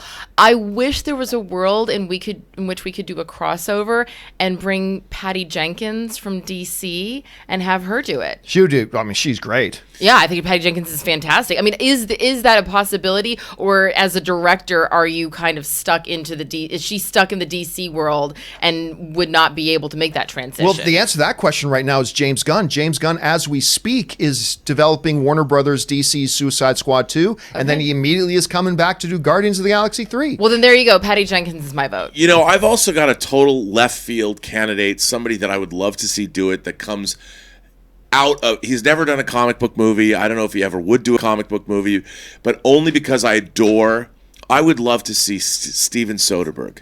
Really? As a comic book movie? Do an Ocean's 11 take. The new Avengers movie's got to be different. It's not going to be some world-destroying apocalypse, or maybe it will be, but I doubt it, because they're going to have to build these new characters up. And remember, the first Avengers movie, Loki was the villain, but it was the Battle of New York. It was relatively contained. I would love to see the breezy fun that Soderbergh brought to Ocean's 11. You have this great ensemble cast, Brad Pitt, George Clooney, Matt Damon, and everybody else, Elliot Gould, and putting together this ensemble cast and have some fun. Take away the world destroying, or universe, half the universe is destroyed, but inject some real just character interplay, like the dinner scene in Age of Ultron, but brought to the whole movie. I mean, it can still be, you can have Galactus, or people can destroy the world, but bring a breeziness to it that is not so maybe self-important. But that only works depending on the script. Yep. I love Soderbergh, but when I think of Soderbergh, I don't think of Ocean's 11. I think of Sex, Lies, and Videotape. Right. And so when given the right script, I think he can do great work. I don't know if I agree with that choice, but I could be convinced. Yeah, I mean, look. But I also think that there's something about the Avengers. We want that weight. We want that depth. We want to know that the fate of the world is going to be handled in 2 hours. We want to see these characters go through something major, and then we want, Thor as the Big Lebowski to come in with a beer gut every once in a while and make us laugh. So I disagree, but I respect your opinion, Robin. I just think he does well with ensembles. Yes, well, true. Didn't he do Logan Lucky? Yeah. Yeah, I mean, he did a great job with that, but nobody went to go see it. No. I don't. I think there's a million. Look what he did for Daniel Craig in that movie. Oh, Daniel Craig was so good in that movie. Incredible. He was so good in that movie. Question here is, guys, I want to ask you, who do you see as maybe directing an Avengers 5? And I'll tell you what, I made that the topic of today's question of the day. Now, unfortunately, on Twitter, it only allows me to have up to 4 options. I wanted to have 6 options, but I couldn't put the 6 options. So let me ask you guys this. This is going over to my Twitter, which is simply at John Campea. And the question of the day today is, Kevin Feige's already talking about Avengers 5, but who is most likely to direct it? Your 4 options right now are Peyton Reed, Taika Waititi, Joss Whedon, or Ryan Coogler. But listen, just put in the comments put in a reply if you've got another name like Rob had with a John Favreau or something like that, or a Patty Jenkins, whatever. Jump down there and do that. Now, I put this up just before the show started. We've got 1,624 votes right now. Peyton Reed, 7% of you are saying Peyton Reed. Taika Waititi has got 36% of the vote, and he's leading. Joss Whedon is 25% of the vote, and Ryan Coogler, 32%. But maybe you got some other ideas as well. Jump down and leave your thoughts. Okay, guys. With all that out of the way, we're going to now have some time for some live questions. But before we get to the live questions, there are a bunch of other things going on in the world of movie news and entertainment that we don't have time to make main topics. But I want to make sure you guys get caught up. So right now, Fact Checker Jonathan proudly presents to you today's installment of the Movie News Feed. Check it out.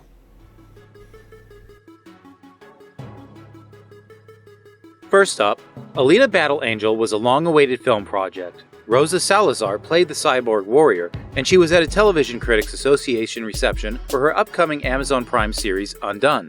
From Slash Film, Salazar was asked about the possibility of an Alita sequel. The actress said the following: "I would play Alita till my last breath.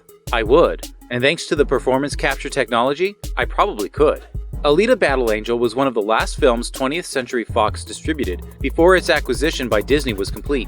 Disney now has a load of Fox properties to evaluate, including its Marvel slate of X-Men and Fantastic Four, as well as the Die Hard and Alien franchises. Alita could be lucrative for them, but it's too soon to tell.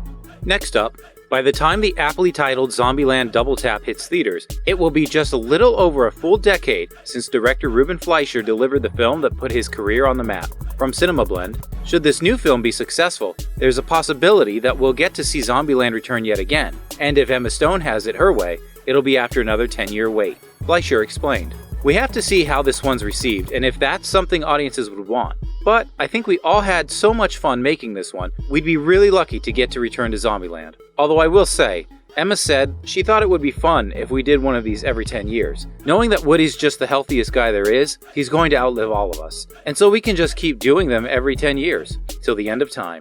Next up, Aubrey Plaza of Dirty Grandpa, Christopher Abbott of It Comes at Night, and Sarah Gadon of Dracula Untold are set to star in Black Bear, a suspenseful meta-drama written and directed by Lawrence Michael Levine. From Deadline, the thriller centers on an expectant couple played by Gadon and Abbott, who are confronted with an out-of-town guest, Abigail, played by Plaza, a filmmaker suffering from writer's block who seeks solace in the woods but finds herself at the center of a twisted love triangle. The film is currently shooting in the Adirondack Mountains in Long Lake, New York. Next up, it's been 40 years since the first Star Trek film hit theaters, and Fathom Events and Paramount Pictures announced today that they will be bringing Star Trek the Motion Picture back to the big screen in order to celebrate its 40th anniversary. From JoBlo.com, Star Trek the Motion Picture will return to theaters on September 15th and 18th. There will also be a special presentation of The Longest Trek, Writing the Motion Picture, a behind-the-scenes documentary short preceding the film. You'll be able to get tickets for the screening this Friday. And finally, Call Me By Your Name director Luca Guadagnino is in negotiations to direct Warner Brothers' latest adaptation of William Golding's classic novel, Lord of the Flies. From Variety, Warner Brothers has been trying to get the movie off the ground since 2017 when it reacquired the rights to the novel. If deals close for all parties, Guadagnino plans to develop a story that stays true to the text but with a contemporary, ultra-kinetic feel. And that will do it for today's installment of the Movie News Feed. And now you are all caught up to date on all the stuff going on in the world of entertainment. Thank you, Fact Checker Jonathan, for putting that together for us.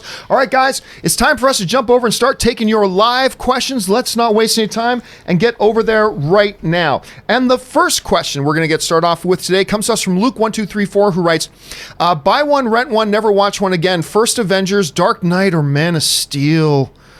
Fuck you, Luke. All right. I will listen. I've already just said this episode. I think the Avengers movie, the first Avengers, is the best comic book movie of all time. That can't go. I think The Dark Knight is a top 3, maybe even top 2 best of all time. That can't go. I think Man of Steel is the most underrated and underappreciated comic book movie of all time, but it's not the number 1 or number 2. So keep First Avengers, rent Dark Knight. Never watched Man of Steel again. That hurts. Screw you, man. Ike Moore writes, over under 30% Ant-Man gets a Disney Plus show instead of a film. I don't think the answer to that, Ike, is I don't think either. I think his storyline is played out in the MCU. I don't also think that they're going to take a character that had their own headline movie and make a Disney Plus show out of it, because all the Disney Plus shows are coming from characters who have not had their own headline movie. So I don't think that's likely, and I don't think we're getting another Ant-Man movie, but man, I would love to be wrong about that. I think we're just going to see Ant-Man pop up in other people's either Disney Plus shows or pop up in other people's movies like Hulk did in Thor Ragnarok. Matt Sifjada writes, The Irishman finally coming. CGI don't look that bad. Yeah, I mean, it's been a long time coming. I believe it's going to be opening at the New York Film Festival or something like that, which is great. We'll find out, because there hasn't been a lot of talk about this, but we'll find out soon enough if that's going to be good or not. JW Bassman 22001 just sends in a couple super chats. Thank you, JW. Rodrigo Ortiz writes, after seeing Once Upon a Time in Hollywood, I'm now excited to see Austin Butler as Elvis. I thought he was great as Tex. And, you're right. I thought he was great as Tex. I really did. Now, I'm not going to get too terribly excited about it, because his role as Tex was pretty small. It was a couple of key, but just a couple of scenes. So, but I thought what I saw of him, small sample size and all, was good. Rob, what do you think? Yeah, absolutely. I mean, he was great, but a little role, I don't know, but why not? Bring it on. Erin, sure. You now looking forward to seeing this guy's Elvis? Absolutely. And I would not say, especially in Once Upon a Time in Hollywood, when every person in the movie had, Margot Robbie had like 2 lines and she's the third lead. So I think that his role was actually quite large considering the movie that it was. Compared to the other supporting characters. And that's his true, yeah. commitment, I was excited to see him as Elvis when I saw him riding the horse, because he was so, now don't take this in a different direction. Calm down, guys. No, I saw his commitment, because riding a horse is something that if you have to train to do, and it's not terribly easy if you don't have horseback riding experience. And the fact that they were able to show him and not just the back of him as a stunt double riding that horse, I was like, this is a guy who fully commits to whatever role he's going into. And the last 20 minutes of the movie, which obviously I'm not going to spoil it, were so brilliant, and I thought he was phenomenal. Yeah, and but he does command the screen. Yeah, he does. That's the thing. I mean, when you see him, it's like, okay, this guy belongs on a movie screen. He's got a movie star quality, that X factor about him. That is very much there. All right, the CTB channel writes, hey John, you were right. 1994 was a great year for movies, especially for Jim Carrey. Ace Ventura, The Mask, and Dumb and Dumber all came out that same year. No, is that true? I still like 1985 more, though. Wait, did all those movies couldn't have? I know at least 2 of them came out. I will check. Did all 3 of those come out in the same year?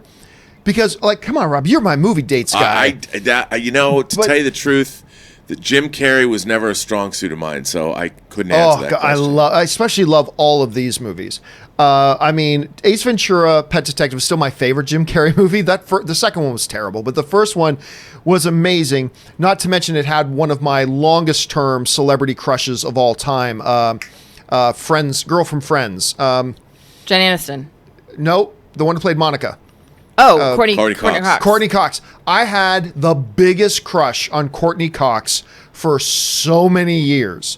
To the point that I felt internally guilty when meeting her husband, David Arquette, for the first time. And because David Arquette invited me to a screening of his movie, and I was like, you have no idea how much I've been in love with your wife for so long. They all did come out in 1994. They did all come out in 94. Yeah. She was the first celebrity I met in Los Angeles. Courtney Cox? At an ATM across from the Hard Rock Cafe at the Beverly Center. There's another callback on today's show. ATMs, and the thing is, all I could say to her was, you were in Masters of the Universe. She was great in Masters of the Universe. You were in that Bruce Springsteen music video. That was what made it. Where the girl got pulled out of the crowd. God, Dumb and Dumber, though, one of the greats. The Mask, one of the great. Oh my God. Actually, yeah, The Mask and Ace Ventura. He was in 2 movies with 2 of my top 3 celebrity crushes of all time. Courtney Cox, and in The Mask was, why am I freezing? Cameron Diaz? Yeah, Cameron Diaz. Those are and obviously Jennifer Garner is my longest term Hollywood crush, but those are 2 and 3. And Jim Carrey got to work with both of them in the same. That is crazy. Cameron Diaz and The Counselor. That's all I'm saying. Not a good movie, though. Oh, it's so good. Love it. Okay. Anyway, we move on here. JW Bassman 20001 sends in a really big super chat. Thank you, JW, for supporting the channel on that level. Writes, I can't wait to watch Endgame commentary. Oh, dude, you and me both. Which I might have by the time you are reading this. When are you planning on watching it? Are you going to watch the movie first or commentary first? You know what? Normally, I would say, even though it's a movie I've seen, normally I would say I'm watching the movie first to get refreshed on the movie, and then I'll watch the commentary. But the fact of the matter is, I watched the movie 4 times just a couple of months ago, and I'm dying to hear the commentary. I'm dying. Like, I'm one of these guys that there were many Blu-rays and DVDs I bought in my life simply because I wanted to hear the commentaries. That's it. Like, so yeah, the first thing I'm going to do is not watch the movie itself. I'm going to watch the movie with the commentary. That's my first step. Erin, when you get around to watching this movie again, are you watching it the movie first and then a commentary later, or are you going straight for the commentary? I think I'm going to watch the movie first and then the commentary because I have not seen it 4 times as you have. So right. I want a little bit of a refresher so that I'm not going, wait, what just, because you always miss things when you watch it one time. So I want to go back and through and see all the little nuances that I might have missed the first time. Rob, what about you? You know what? I think I'm going to rock the commentary first. Yeah, me too. Yeah. But it's a great thing. And I guess, since you guys are saying this, because I was wondering, wait, does it drop today or tomorrow? I guess it drops today. I'm going to have to watch that this afternoon, folks. Yeah, it's Tuesday. Yeah, I'm going to have to watch that this afternoon for sure before I go to this Hobbs and Shaw screening. But anyway, JW, enjoy, brother. You might be watching it even right now as we speak, but enjoy, my friend, enjoy. All right, next up, BMC writes, Movies Anywhere pretty much put UV out of business. However, some studios don't allow films with Movies Anywhere. Paramount, Lionsgate, why are they holding out? Well, I mean, they've got their own reasons. I mean, first of all, there's not really a compelling reason why they should join. There's nothing that compels them that says they should do it. So, and who knows what their future plans are? They may have their own service ideas coming up in the future. I mean, it's really hard to say at this point. It's all about licensing agreements and what deals do you get and what deals does the other guy get. So there's probably a lot of different reasons for that. Andres Martinez writes, Old Town Road, now longest running song at Billboard #1 at 17 weeks. Congrats to Lil Nas X. I'll be honest with you. How is that song #1? Really? No, don't get me wrong. Catchy. Sorry, let me rephrase. It is a catchy song. It is. I don't see how it's #1 for 17 weeks.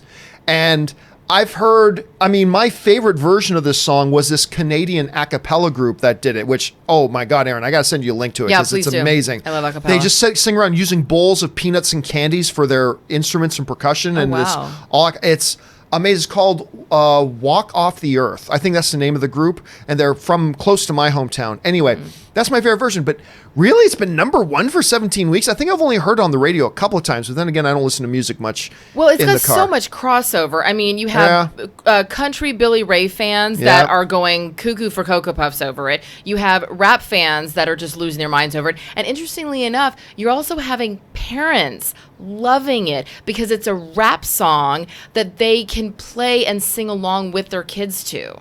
Right, which is something that, you know, people who tell dad jokes would do, and that's probably what I would do. They listen to it in the minivans. Yep, they listen to it in their They're minivans. They're keeping it #1. But I think, congratulations for Lil Nas X. And yeah, I think he's great. All right, here we go.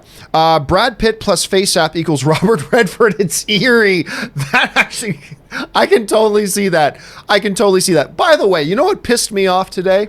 Here's what pissed me off today. Brad Pitt's about 10 years older than me. Almost 10 years older than me. And I just out of curiosity, I'm like, wait, how old is Brad Pitt again? And so I asked Google. And he's 55. And here's why that pisses me off.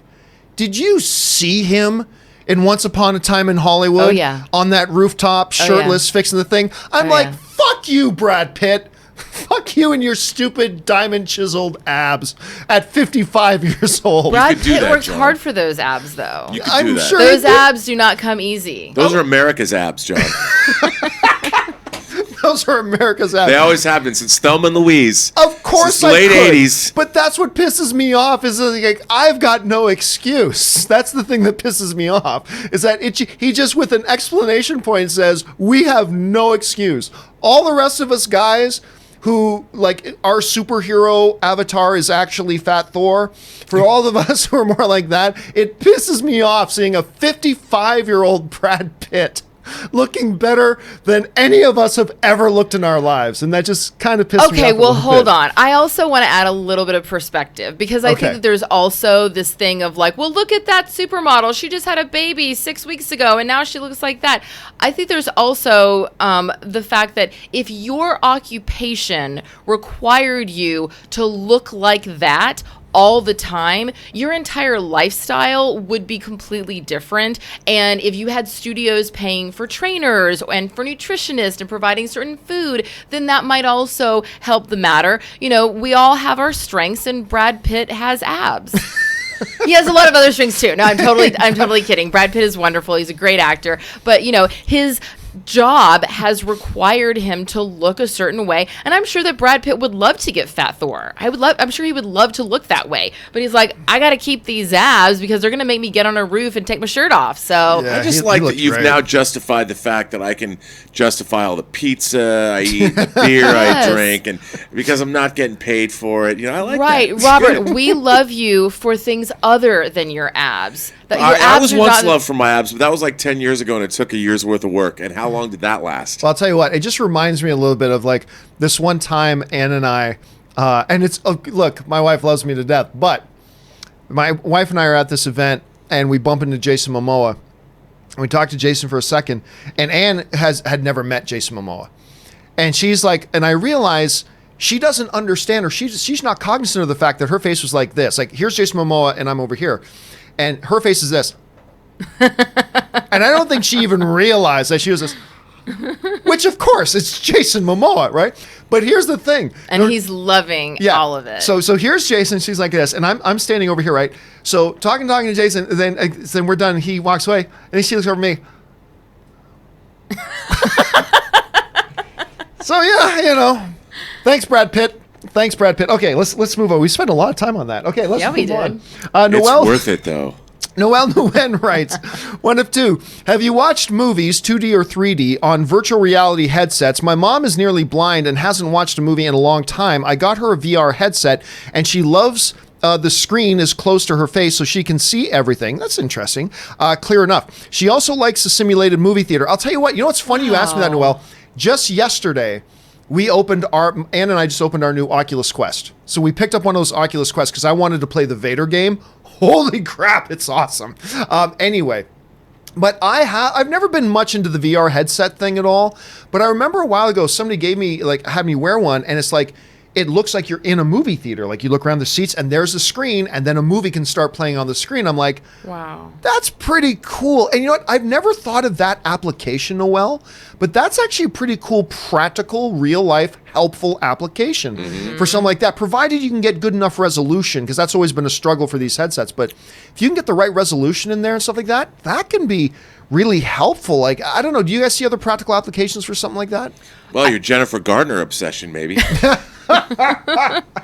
Well, also people who are agoraphobic and don't like to leave the house, or people who have anxiety issues being around lots of people, or people like me and Tom who go to the movies on a Saturday to watch Once Upon a Time in Hollywood, and the dude next to me is chuckling and moving his seat so much that Tom ended up getting a migraine headache, and it actually kind of spoiled the movie for us, so now we have to go and watch it again. That was Tarantino's plan the whole time. To have some guy next to me so you would go see it again. Was moving so much. I felt like I was in a roller coaster, and I said to Tom, I was like, you got to switch seats with me. And he was like, I don't want to sit by that guy.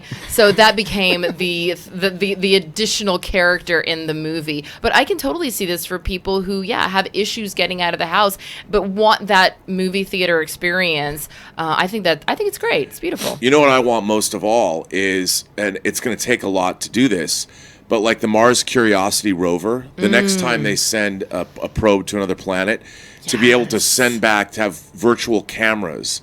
So like the Japanese probe that landed on an asteroid, I would love to have the virtual experience of seeing what that probe is seeing, where it's landed. Or when Cameron went down to the bottom of the Marianas Trench, to have the virtual experience of seeing what he saw, or feeling what, maybe not feeling, but hearing it, and just to be there. And you know, if you wanted to be like today in France, you could have a virtual, instead of those cameras, just have a virtual experience of standing in like the middle of Paris, or standing in the middle of someplace like Florence, just to see what it was like. That's an interesting idea. All right. Next up here, what do we got? We've got War Machine Rocks, who writes, thoughts on Bad Bunny. I don't even know what Bad Bunny is. Does anybody know what Bad Bunny is? I don't know what that is. I've heard of that. I'm looking it up because I heard about it recently. Hold on. Is it like a performer or something? A Puerto Rican, known by his stage name as Bad Bunny, is a Puerto Rican Latin trap. Oh yeah, he was down there for the big protest. He was with who's the guy?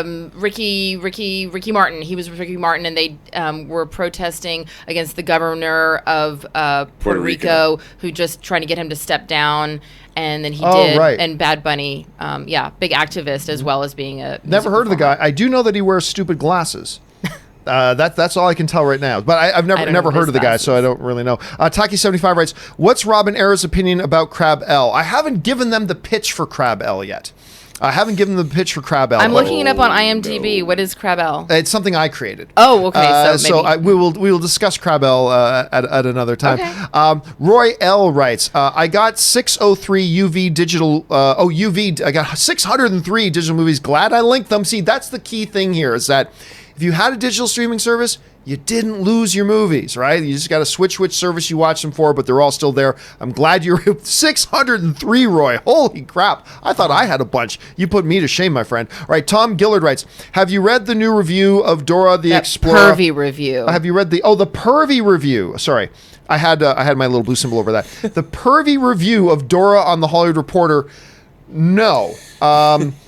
I don't even want to now. I already feel dirty. Nope, don't want to. Although I have a feeling I might read it and say, come on, you're stretching it to say pervy, but maybe it is pervy. I don't know. I have a hard time believing the Hollywood Reporter would allow a pervy review of Dora the Explorer, though. Yeah. I agree. I'm curious about. Okay, now I'm going to want to have to check that out, though, because I am curious. All right. Don't know what to put writes. Thank you all for giving me a good reason to skip my procrastinator's anonymous meeting. Gentleman's bet, Joker makes over $400 million.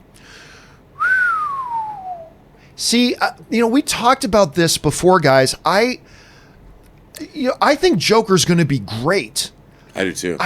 But I don't know what its box office potential is. And is that worldwide or domestic? Probably, I'm guessing worldwide. Normally people are asking about worldwide. I don't think so. And nor does it need to. It doesn't need to make over 400 million. But I'm going to guess I don't think so, but it's close. It very well could, but it's low. Rob, what do you think? 400 is a good line. I'm with you. It's a tough line. I don't think it's going to make 400 million because it's a smaller movie. And I don't know. I mean, how is it going to do in China? Well, I don't even think I doubt it's not going to get a China release. It's not. I think it's R-rated, isn't it? Yes. Yeah, so I don't think it's even going to get a China release. So I don't think so. Erin, do you think this thing can make 400? I'm sorry. I'm reading the Dora review, and it's gross.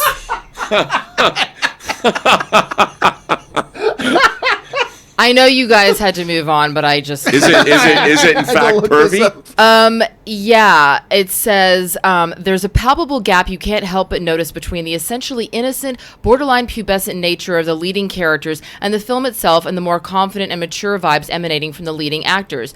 The director seems to be trying to keep the hormones at bay, but there are some things you just can't disguise, perhaps human nature first and foremost. Dora seems committed to projecting a pre-sexualized version of youth, while throbbing unacknowledged beneath the surface is something a bit more real, its presence rigorously ignored. This is Dora the Explorer.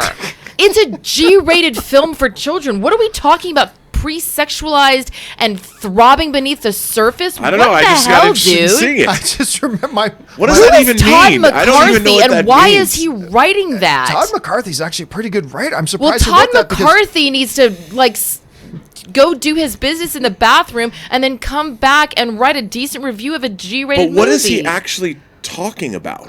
All I know is this. I remember when Anne, when we first saw the Dora the Explorer trailer, and we were with a bunch of friends, and my wife, Anne's like, she turned to me, she goes, why Dora have titties? And I'm like, I don't know. I mean, they should. I don't know. Again, I'll have to read this for myself a little bit later. Is that I'll have because to she's bursting out of her tight T-shirt or Oh, something? I don't even know what that Hey, means. We got to move on. All right. Next one. This is the funniest show we've ever done. M. Dorscher writes, saw Spartacus of 1960 for the first time, except for historical inaccuracies and the too long runtime. The film itself is great. What is your thoughts? I think it's one of the greatest motion pictures ever made. Period. I talk about Spartacus all the time with one of the absolute greatest. I'm big on moments in films. The moment of I am Spartacus is one of the greatest moments ever, period, end stop, in any movie ever. I just think it's one of the greats. Rob, your thoughts on Spartacus? My man Stanley Kubrick, my favorite director, directed it, even though it was pretty much, he was director for hire and brought in by Kirk Douglas. He knocked it out of the park. Now, obviously, Erin, you got a bit of a connection to Spartacus, but your thoughts on the original? It's fantastic. It's obviously, it's still referenced to this day. Even when the TV show came out, so many people were like, oh, yeah, I saw that movie. You were in that? And I was like, do I look like I was in the what? A little tidbit, though, for the fans. So Andy Whitfield, when he was asked to go full frontal for the television show Spartacus, said, Mrs. Whitfield is the only one who will see what I have to offer. And so they made a prosthetic penis for him. And it was, and because I let Andy name my merkin, I was given the honor of naming his prosthetic member, and I named it the Kirk Douglas. In honor of. Oh, that's so nice of you. Yes. The Kirk Douglas. You have to pay homage where you can. The Kirk Douglas. I like that. That's great. Okay, next one up. Koba writes, better Disney villain, Chiwetel Ejiofor Scar versus Idris Elba's Shere Khan. Ooh! Because first of all, Scar, period, is a better villain, I think, than Shere Khan, period. But Idris Elba's Shere Khan in Jon Favreau's Jungle Book was so good. To me, it's a coin toss. I'll slightly lean towards the Idris Elba Khan. Slightly. Because I love Chiwetel Ejiofor Scar. I really, really did. But I thought that Shere Khan one was great. Rob, what about you? I haven't seen Lion King yet. Oh, you still haven't seen Lion King? Why? Dude, what are you waiting for? I don't know. It's the biggest film in the world. You're starring a movie talk show, dude. I know. You've seen every single movie that's ever come out in the past 400 years. How have you not seen Lion film King? in the world You know what? now? This weekend I had to show Elizabeth Corvette Summer and Clute and Alita Battle Angel. Okay, How about that? I see where our priorities are. It was her birthday. Okay, what about you, Erin? Chiwetel Ejiofor. The Scar. Scar. I loved his Scar. Oh, he's so good. I loved his Scar. It's just like the menacing and just like the toying with children's emotions. Right. In Now, such a way. look, I've said before that I do think the absolute perfection of the 1994 animated film is better than the remake. I do. But there are a few moments in the new Lion King that I think are better. And one of those moments, because when you're watching the animated one, well, they're both animated. When you're watching the original animated one and that scene where Simba is saying to his Uncle Scar, and then I'm going to be king, Uncle Scar. What's that going to make you? A monkey's uncle. It's a great scene.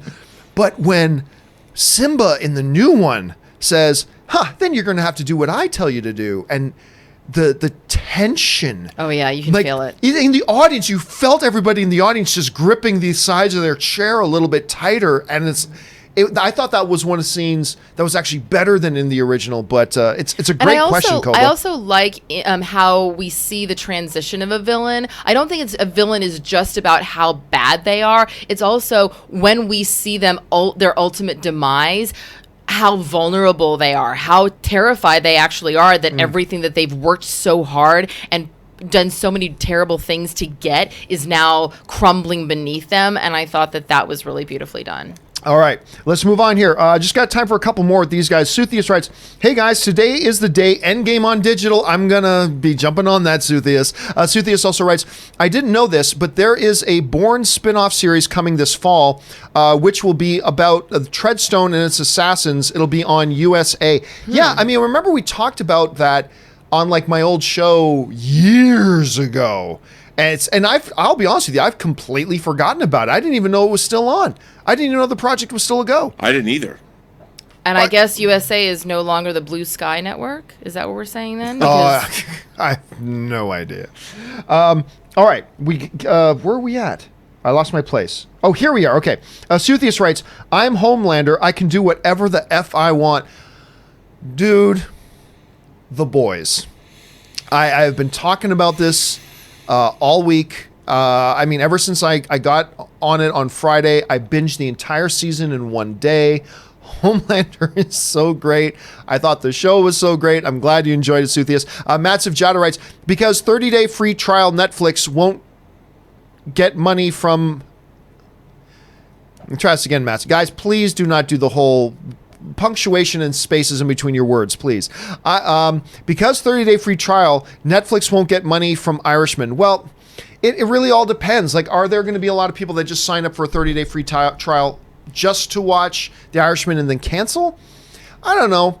I don't know that many people are going to be watching The Irishman, to be honest with you. Right. Just in general. I mean, look, Robert De Niro and Al Pacino led projects, and even a couple of Martin Scorsese projects in theaters haven't done a lot. So I'm not sure that's really the thing. Look, this is a prestige play for Netflix. This is a credibility play for Netflix. And on that level, it's genius. I think they know that this isn't going to be their number one streamed movie of the year, despite the fact that they know it's the most expensive movie they have. But I don't think that was their bottom line on that one. All right, final question, and then we got to let Erin and Rob get on with the rest of the day and the things they got to do. Thomas Dixon writes, over under 20% we get Maguire/Garfield/Holland Spider-Verse movie. 0. I've been asked that question a lot. That sounds great for a Saturday Night Live sketch. Mm-hmm. That sounds great for a 10-minute YouTube sketch video. That is just loaded with nonsensical shtick. It's a gimmicky shtick that would get real tired really fast. And no, I don't think you're going to see Sony ever allow that to happen on any level. So, you know what? I shouldn't say 0 because everything is within the realm of possibility. I'll go 0.3% chance. Rob, what do you think? I think, 0, but I'll go with your 3% or 0.3%. But I just don't see it's going to happen because actors, agents, studios, it's just difficult to get that kind of a thing to work. And right now, do you think Tom Holland's agents and people want him to share the screen with Andrew Garfield or Tobey Maguire, unless it's really worth his while? And is that what they want to be doing? I mean, it's kind of a cool idea, but I don't know if it's really practical. Erin, would you be interested in seeing that? The first thing that came to my head was I would not want to be on that set because... I mean, male, female, it doesn't matter.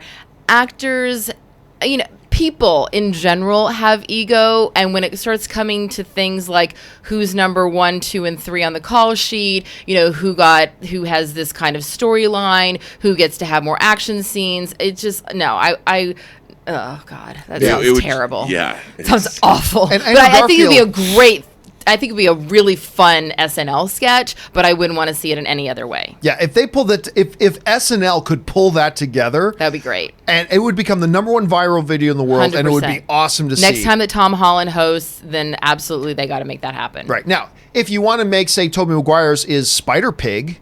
And all that kind of stuff, maybe, but I don't know. Okay, guys, listen, that will do it right now for Erin and Rob on this. They got other things they need to do today. So, Rob, dude, again, thank you for being here. Soak in the joy of this Justice for Han moment, man. Enjoy it, thrive in it. I hope you have a wonderful day. And, of course, I know at some point you're going to go home and get your digital copy of Endgame so you can watch that. But where can people find you online, Rob? Well, you can find me on the mountain where the Oracle of Delphi is, because that's what I've become. Anyway, you can find me on Twitter at BurnettRM, find me on Instagram at RMBurnett, or find me on my own YouTube channel, The Burnettwork, or its adjacent website, theburnettwork.net. And also, always a wonderful day when we get to have Erin Cummings here. Erin, where can people find you? People can find me at Erin L. Cummings online. And also, we have a new episode of my podcast, Kappa Kappa Cancer, that just dropped yesterday. So please check that out wherever you listen to podcasts. Thanks. It's great to have you guys again. Thank you so much for being here, guys. And of course, Rob will see you again tomorrow, and Erin will see you again in 2 days. So it'll be good to have you guys back again. All right, guys, let's now keep motoring here and get through more of your live questions. Let's see. Brandon Blake writes, Jurassic Park was box office chance before Titanic. That's what I thought. Like somebody said it was E.T., and I thought it was something else. That makes more sense. Thanks for the clarification on that, Brandon. Brandon also writes, ever hear things about a Neverending Story remake? Yeah, there was some talk about it. There was some talk about it and some whispers about maybe they do something like that and all that kind of stuff, but I don't think anything ever came of it. And I don't know that it ever, well, at some point everything gets remade. Jonathan Teft writes, one of two. What's your favorite movie for each of the Fanning sisters, and who do you think is the better actress? I think they are two of the most talented young actresses today. For Elle Fanning, my favorite is The Vanishing of Sydney Hall. That one's actually really good. And for Dakota Fanning, my favorite is Please Stand By. I think Elle is just a little bit better than Dakota.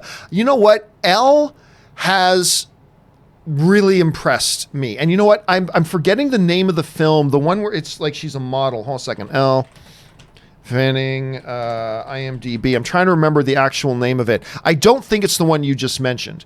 The Neon Demon. That's it. Now, I don't know if it was her best movie. I don't know if it was her best movie per se, but I thought she was absolutely incredible in it. Dakota Fanning. With Dakota, she's done a whole bunch of stuff too.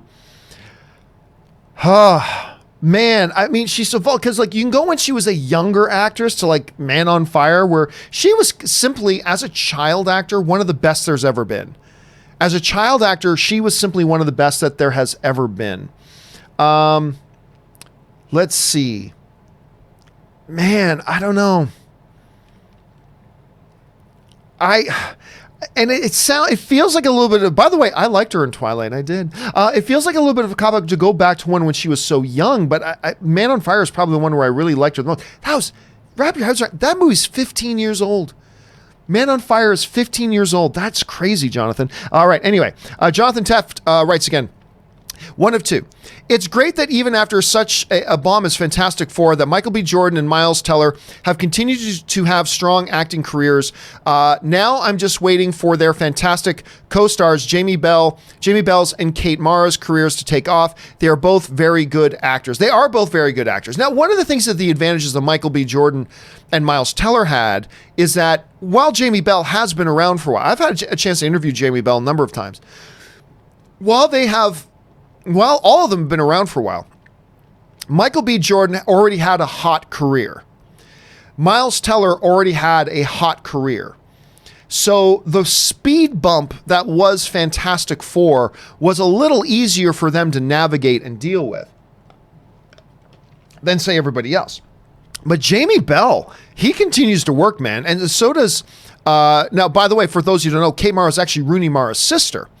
And I loved Kate Mara in House of Cards. I thought she was great in that show.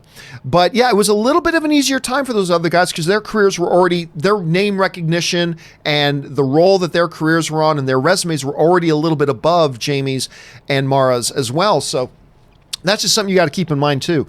Dim-Sum05 writes, what is your favorite music video? Mine is Busta Rhymes, Diddy, and Pharrell classic Pass the Courvoisier Part 2. I'm not even sure of it. That video is so silly. Look, it sounds stereotypical and all that kind of stuff, but the greatest music video of all time, and I know there's controversy surrounding it today, but is Michael Jackson's Thriller.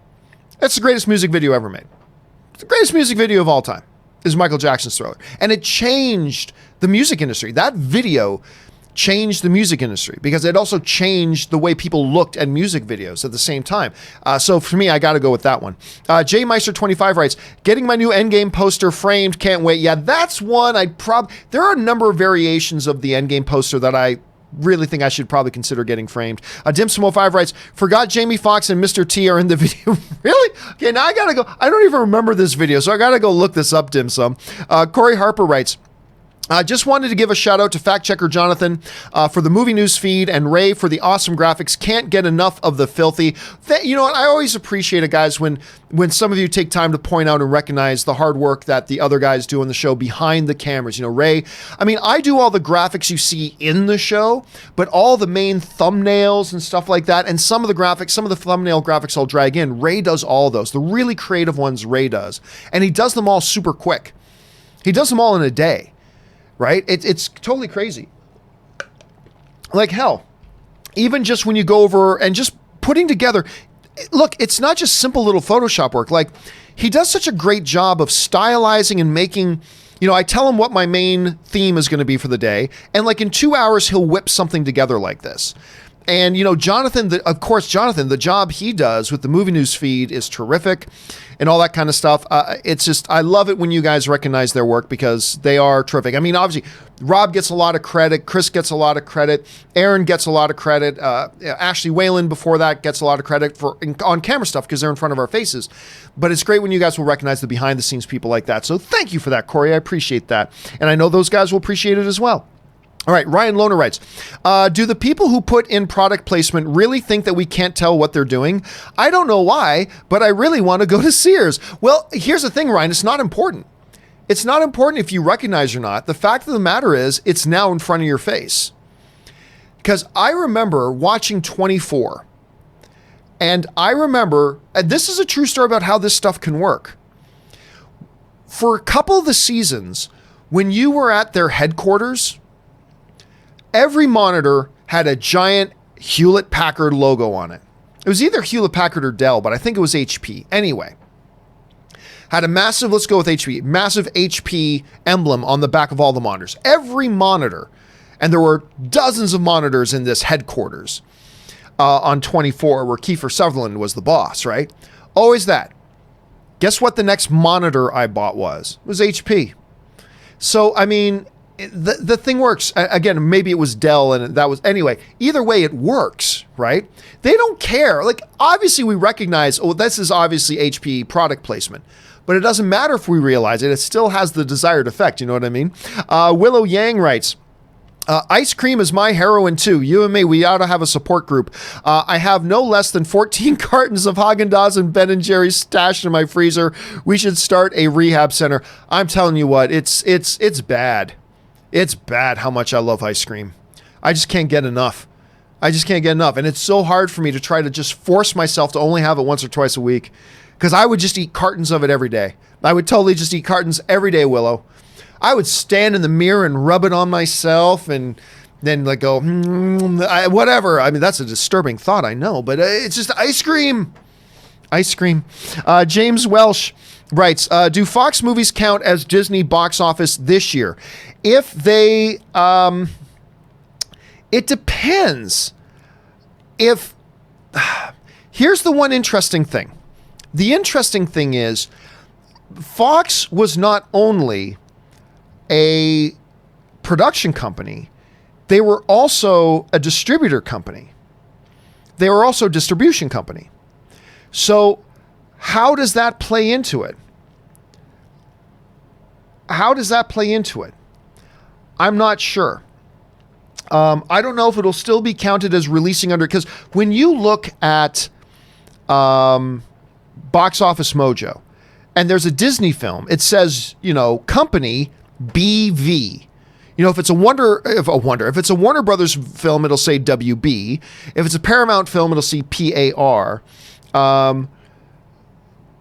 If it's a Disney film, Pixar, Marvel, it'll say distribution BV. Now that stands for Buena Vista, which is the name of their distribution arm. Will any of the Fox movies made under the Fox banner be distributed under the BV distribution banner? It's a good question. I'm not really sure. But yes, I think overall, since Disney's ultimately the company that owns it, it will count towards their box office year. Let's see. Chris Feldman writes, favorite actor playing himself in a movie. Mine is Neil Patrick Harris and Harold and Kumar. That's a great one. Honorable mention to Keanu Reeves in Always Be My Maybe. That was also a good one. I'll tell you what my least favorite one was Elton John playing himself in Kingsman 2. That sucked. It was funny at first and then got really dumb and bad. And I don't blame, I don't blame him for that. I don't blame Elton John for that. I mean, that was the filmmaker's fault. It's hard to go against Neil Patrick Harris in Harold and Kumar. I mean, really, it was the one that kind of kicked off this new trend of actors playing themselves in a movie, but a real dick version of themselves in a movie, right? And it was that one that kind of kicked it off. So I got to agree with you, Chris. I'm going to go with the Neil Patrick Harris one. Lewis Dotson writes, Avengers Endgame is 7 hours of content. I'll be honest with you. That's a little short for what I was expecting. Unless that's 7 hours on top of the movie itself, I'll be honest. I was expecting a little bit more, and then Luis is saying digital copy. Obviously, that's all that's available right now. I will find that out for myself later today. Esteban Carton writes, "Hey, John and Rob." Unfortunately, Rob's not here anymore. Hello from Costa Rica. Have you seen Legion Season 3? So amazing and original. One of my favorite shows. Pura Vida. Here's the thing. I loved Legion Season 1. I gave up on Legion Season 2. I got about 4 episodes in and I tapped out. I tapped and gave up on it. And so I never finished Season 2, and I have no plans on watching Season 3, unfortunately. I just got too many other things I got to do, and I gave up on Season 2, unfortunately. I love Season 1, but I had to give up on it. So unfortunately, Esteban, no, I have not seen Legion Season 3 and probably won't. But yeah, I'm sure you're not alone. I'm sure there are other fans watching right now that really do enjoy that as well. Okay, let's see. Where are we at? Jared Graff writes, "Hey, John, I can't wait for the new Rambo movie to come out. You and me both. I thought the trailer was great. They are so nostalgic, and the character is so iconic. Do you have a favorite Rambo moment? Mine is UHF. Well, I mean, UHF isn't really Rambo. UHF, by the way, Weird Al Yankovic's movie, is so good. I remember that was just a great, amazing scene. I joke about it a lot, but one of my favorite moments in any Rambo movie is from the last one. It's like, you bring guns? No, you ain't changing nothing. This is just one of my favorite moments.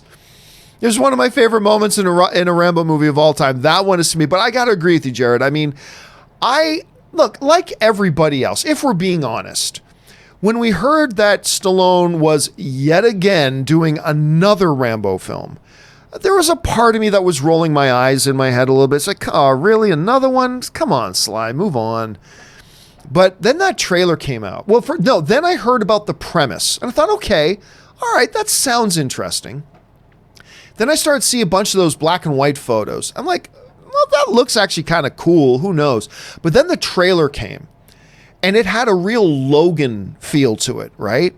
And I got to tell you what, Jared, count me on board. I'm excited for this movie now, too. I went from being really skeptical to being, okay, it could be interesting, to now I'm enthusiastic about it. Now I'm actually quite excited for it, so we'll see how that all turns out. All right, James Gold writes, "Which director is most pivotal to the success of the MCU? Favreau, who kicked it off, Whedon, who nailed the tone, or Gunn or Russos, who expanded it all?" I've said this before, James. I'll say it again. I believe Joss Whedon. Because do not underplay how big and how great the Russos have done. They really have. Amazing. We owe them, as fans, we owe them a huge debt of gratitude. Massive debt of gratitude. Absolutely. And you can't underemphasize that. But, what they were able to do, and, they have said this themselves, to their credit, they were able to build their stuff because all that other stuff in that foundation was already laid. From what, Whedon did in Avengers and stuff like that, they were building on the foundation that other people laid. And they did it masterfully. So to me, and we've talked about this, me and Cody Miller and Rob were talking on our podcast before about how, the MCU was already off to its start. But I feel like it was Avengers, the first Avengers movie, that really solidified this is what an MCU movie is. The previous films had elements, but I felt like it was that Avengers movie under Joss Whedon that kind of gave the identity to the MCU. This is what the MCU is. And so on that, if you're going to ask who's the most pivotal, I'll say Whedon was the most pivotal, absolutely. So I'll still stick with that. Everybody will have different opinion, and that's totally great, but that's kind of where mine is. Dan Ketchum writes, "Had a heart attack. Nice to be a living movie fan." Well, I can't remember if you told me about that before, Dan, but yeah, that's no joke, man. But there is life after a heart attack. I had 2 of them on the same day, and here I am. So good on you, Dan. I'm glad you're still with us and glad to be on the side of the living movie fans. Godzilla's Massive Schlong writes, "Every movie I've seen will have a cliche in some form, but some movies will be criticized for having cliches even when they drive a story forward. So when is it appropriate to criticize a movie for this?" Well, it's appropriate to criticize it whenever it bothers you. As everything is subjective, if a cliche in a movie bothers you, it is legitimate to criticize it. In a grander picture, though, how I would address a Godzilla is this. And you're right, every movie employs some form of cliche, be it big or small. You're absolutely right about that. To me, it's about how it's done. How flagrant is it? How much does it just naturally happen in the flow of the movie? Because a lot of times what happens is the ones that we complain about the most, a movie will have the use of some kind of massive cliche, right? Some kind of massive cliche. And it comes out of nowhere, right? The cliche just flatly comes out of nowhere and really emphasizes the clichéness of it. Or they overplay the cliche itself, hence really making it all the more obvious and thrown in our faces becomes more of a pain. But then sometimes there are cliches employed that you don't even notice it at first because it fit in so naturally. Like what they're doing with this cliche really does seem to feel like the natural thing that would happen here. Like if this event happening on screen, if the events were unfolding in real life the way they're unfolding in this movie, it just feels naturally like the next thing that would happen would be this cliche. And in those ways, it doesn't really stand out to us and it doesn't bother us as much. So, yeah, it's you can't say, well, we don't criticize cliches in that movie, therefore we shouldn't criticize cliches in this movie, because they could be vastly different things. It's all about how they're executed, how they're used, how obvious are they, how blatant are they, and how well do they flow into the story naturally? And I think that's the big difference there, Godzilla's. But you're absolutely right, man. They exist in every movie. Just some are more obvious than others. Enigma Sword writes, to be honest, this is why I will always stan physical media. You probably mean stay physical media. Buy it. It's yours forever. With digital, if it shuts down one day, poof, your library and money vanishes. Except Enigma, that doesn't happen. See, this is what I was talking about before with that confusing seatbelt analogy. Well, I'm not going to wear a seatbelt because this one time somebody strangled themselves on a seatbelt. Okay, that's true, but there are 1,000 times more deaths from people who didn't use their seatbelt. Hey, UV just shut down, but as other people commented here, you all still got your movies though. You still have your movies, so no worries. I'm sure there are going to be examples where somebody's going to lose a movie of theirs that they had digitally. I'm sure there are examples of that out there. But every single person I know, without exception, doesn't have all the DVDs and Blu-rays that they bought at one time. Either because their kid busted it, it got scratched, damaged in some way, another friend borrowed it and forgot to return it, it got packed into a different box when you're moving and now you don't know where it is, or it just magically vanished. Everyone I know has at least some DVDs or Blu-rays that they have bought at some point in their lives, and now today they have no idea where it is.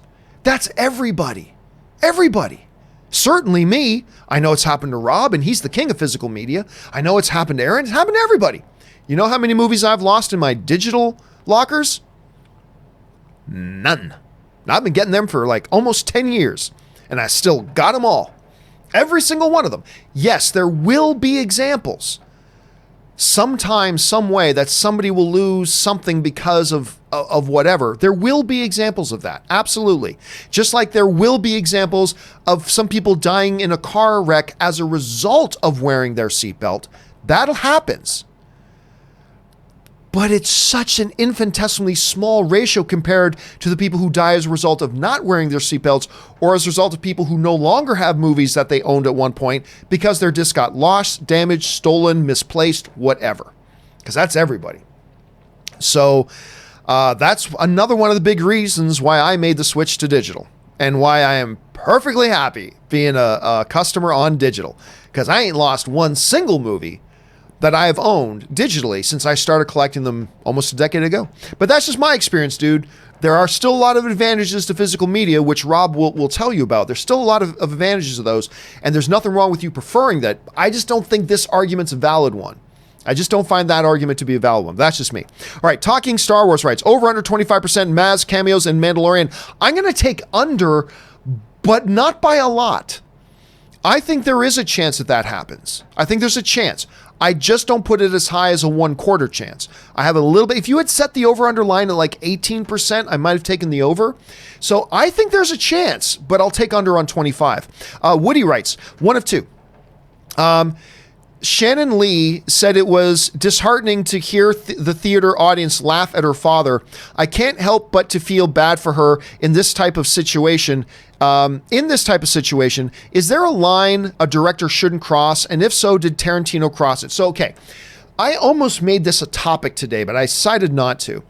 So Bruce Lee's daughter, who I've had the privilege of speaking on the phone with before, by the way, Bruce Lee's daughter, basically said she really hates the fact of how they portrayed Bruce Lee in Once Upon a Time in Hollywood. And to me, it's honestly, I didn't think it was a big deal at all, because in one scene that you see in the trailers, they portray him as a little bit of a pompous dick in a way, but at the same time, not a total dick, right? A little bit pompous and full of himself, but not a total dick. And then in other clips throughout the movie, they show him being very, helpful and encouraging to people and helping people, including the Sharon Tate character, and showing her how to do stuff. And so, yeah, in one scene, they made him a little pompous and full of himself. But remember, this is fiction. This isn't real. And then in other scenes, they showed him being very helpful. Now, if I was Bruce Lee's kid, would that bother me more than it does right now? Sure. But at that point, I'm a little bit too close to the situation. So I can understand where Shannon Lee is coming from. I can understand where she's coming from. But at the same time, while I understand and respect where she's coming from, as a non-biased, middle-of-the-road audience member, I watched and thought, yeah, they're portraying Bruce a little bit as a dick here, but really not all that bad. And later in the movie, they show him being really nice to people. So, and it's fiction. They Once Upon a Time in Hollywood, if you watch the whole movie, they're not saying this is what really happens in real life. I mean, it's got a fantasy element to it, and it's fiction. And I honestly, as an unbiased, just audience member, I was okay with it. Did he push it a little bit? Yeah. But at the end of the day, I thought that was a little bit of creative license. And look, it's not like they made Bruce Lee out to be the head of a child prostitution ring or anything like that. He was just a little pompous in one conversation with one character once. And even in that kind of pompous conversation, he wasn't being a total dick. And later in the film, they showed him being actually really nice and helpful to people. So, again, I totally respect where she's coming from. She's very close to the situation. She is Bruce Lee's daughter after all. So no shade on her. Myself, I honestly didn't have that big of an issue with it. So no, I don't think Quentin Tarantino crossed any line. I really don't. Because remember, every character based on a real life person has kids or grandkids that are going to be watching that movie. And Quentin took a little bit of creative liberty. And look, they certainly didn't make his character to be out any more of a dick than they made, DiCaprio's character out to be a bit of a dick from time to time too, right? So I was actually okay with it, but that's just me. Let's see. Slim Trav writes, worst movie of the year so far, in my opinion, Stuber. I didn't like Stuber, but I also didn't think it was the worst movie of the year. I don't know. Off the top of my head, I never remember which movies came out this year. Let me look at the box office this year just quickly. Let's see. Which one is the worst movie of the year for me so far? I didn't like Detective Pikachu. I was really excited about that one too. Dumbo was not good, but I don't think I'd call it the worst movie of the year. I didn't think Glass was good, but I wouldn't call it the worst movie of the year. I didn't think Godzilla was all that good, but I wouldn't call it the worst movie of the year. Let's see. Dark Phoenix, yesterday, Escape Room, Curse of La Llorona, Pet Sematary. There it is. Pet Sematary to me is the worst movie of the year. I thought that movie was brutally bad. Brutally bad. There are a bunch of movies I've seen this year that I didn't like, but I see redeeming qualities in them. And it's like, I didn't like it. It's not good, but it's not the worst thing ever. The reboot of Pet Sematary was atrocious. So I'm going to say that one. That's what I'm going to go with. All right. Edgar Magana writes, Any recent news about the Knight Rider movie? None. As far as I know, unless I missed something, I think that project's been shelved. I could be wrong. They might be in production of it right now for all I know. But off the top of my head, I haven't heard any movement on this thing at all. So I don't think it ever really even got going. But I could be wrong about that. The Bearded One writes, over under 60%, they stay away from Doctor Doom in the new Fantastic Four movie. I will say under 60%. I don't think they're going to stay away from Doctor Doom in the first Fantastic Four. I think he will be in there. Now, I'm not necessarily saying that I think he'll definitely be the big bad guy in the first Fantastic Four movie. I'm not necessarily saying that. But for him, if you know the story of the Fantastic Four, to him to at least have a presence there, I would take under 60% that they stay away from him, because I think he'll have at least a presence in it. Not 100%, not 0%, but I think he'll have at least a presence in it. Calvin Blackdeer writes, oh, you think darkness is your ally, but you merely adopted the dark. I was born into it, molded by it. I didn't see the light until I was already a man, and by then it was nothing to me but blinding. Your tea is ready, Mr. Wayne. Yeah, it's a great line. Don't love how it was said, but it's a great line. It's absolutely a great line. And you know what? Here's the thing. I was not thrilled with their Bane incarnation. I don't think any animated or live action attempt at Bane has ever done the Bane character justice. They either portray him as some mindless Hulk or kind of a middle of the road like they do with Tom Hardy's. And I like Tom Hardy's performance, don't get me wrong. But like when you read Nightfall, like Bane is a hyper genius and the guy who can break Batman's back. You know, he's both of those things. And I've never really felt like we've gotten the great incarnation of that. But that was a great line, Calvin. Absolutely, that was a great line. All right, Austin Church writes, did you see the tease that Ryan Reynolds posted on his Instagram hinting that Deadpool may be in Phase 5? Good way to troll fans. That wasn't a tease about anything. Look, it was the 5th anniversary. It was the 5th anniversary of the leak of the Deadpool test footage leak, right? That's what it was celebrating. And he throws in the word Phase 5 in the 5-year thing. He was not teasing that Deadpool is going to be in Phase 5. Again, that's not an impossibility. Let's be clear. Don't misquote me. That is not an impossibility. But I do not think that's at all what he was doing there. I think people are just really wanting to read into that as much as they possibly can. But I don't think that's a legit thing. Jeff Crow writes, Zombieland double tap trailer thoughts. I was mentioning this before, Jeff. I talked about it yesterday. As somebody who's not a big fan of the original Zombieland, I think that's an overrated movie, overrated as hell. I gotta say, I really like the trailer for Zombieland 2. I really like that trailer.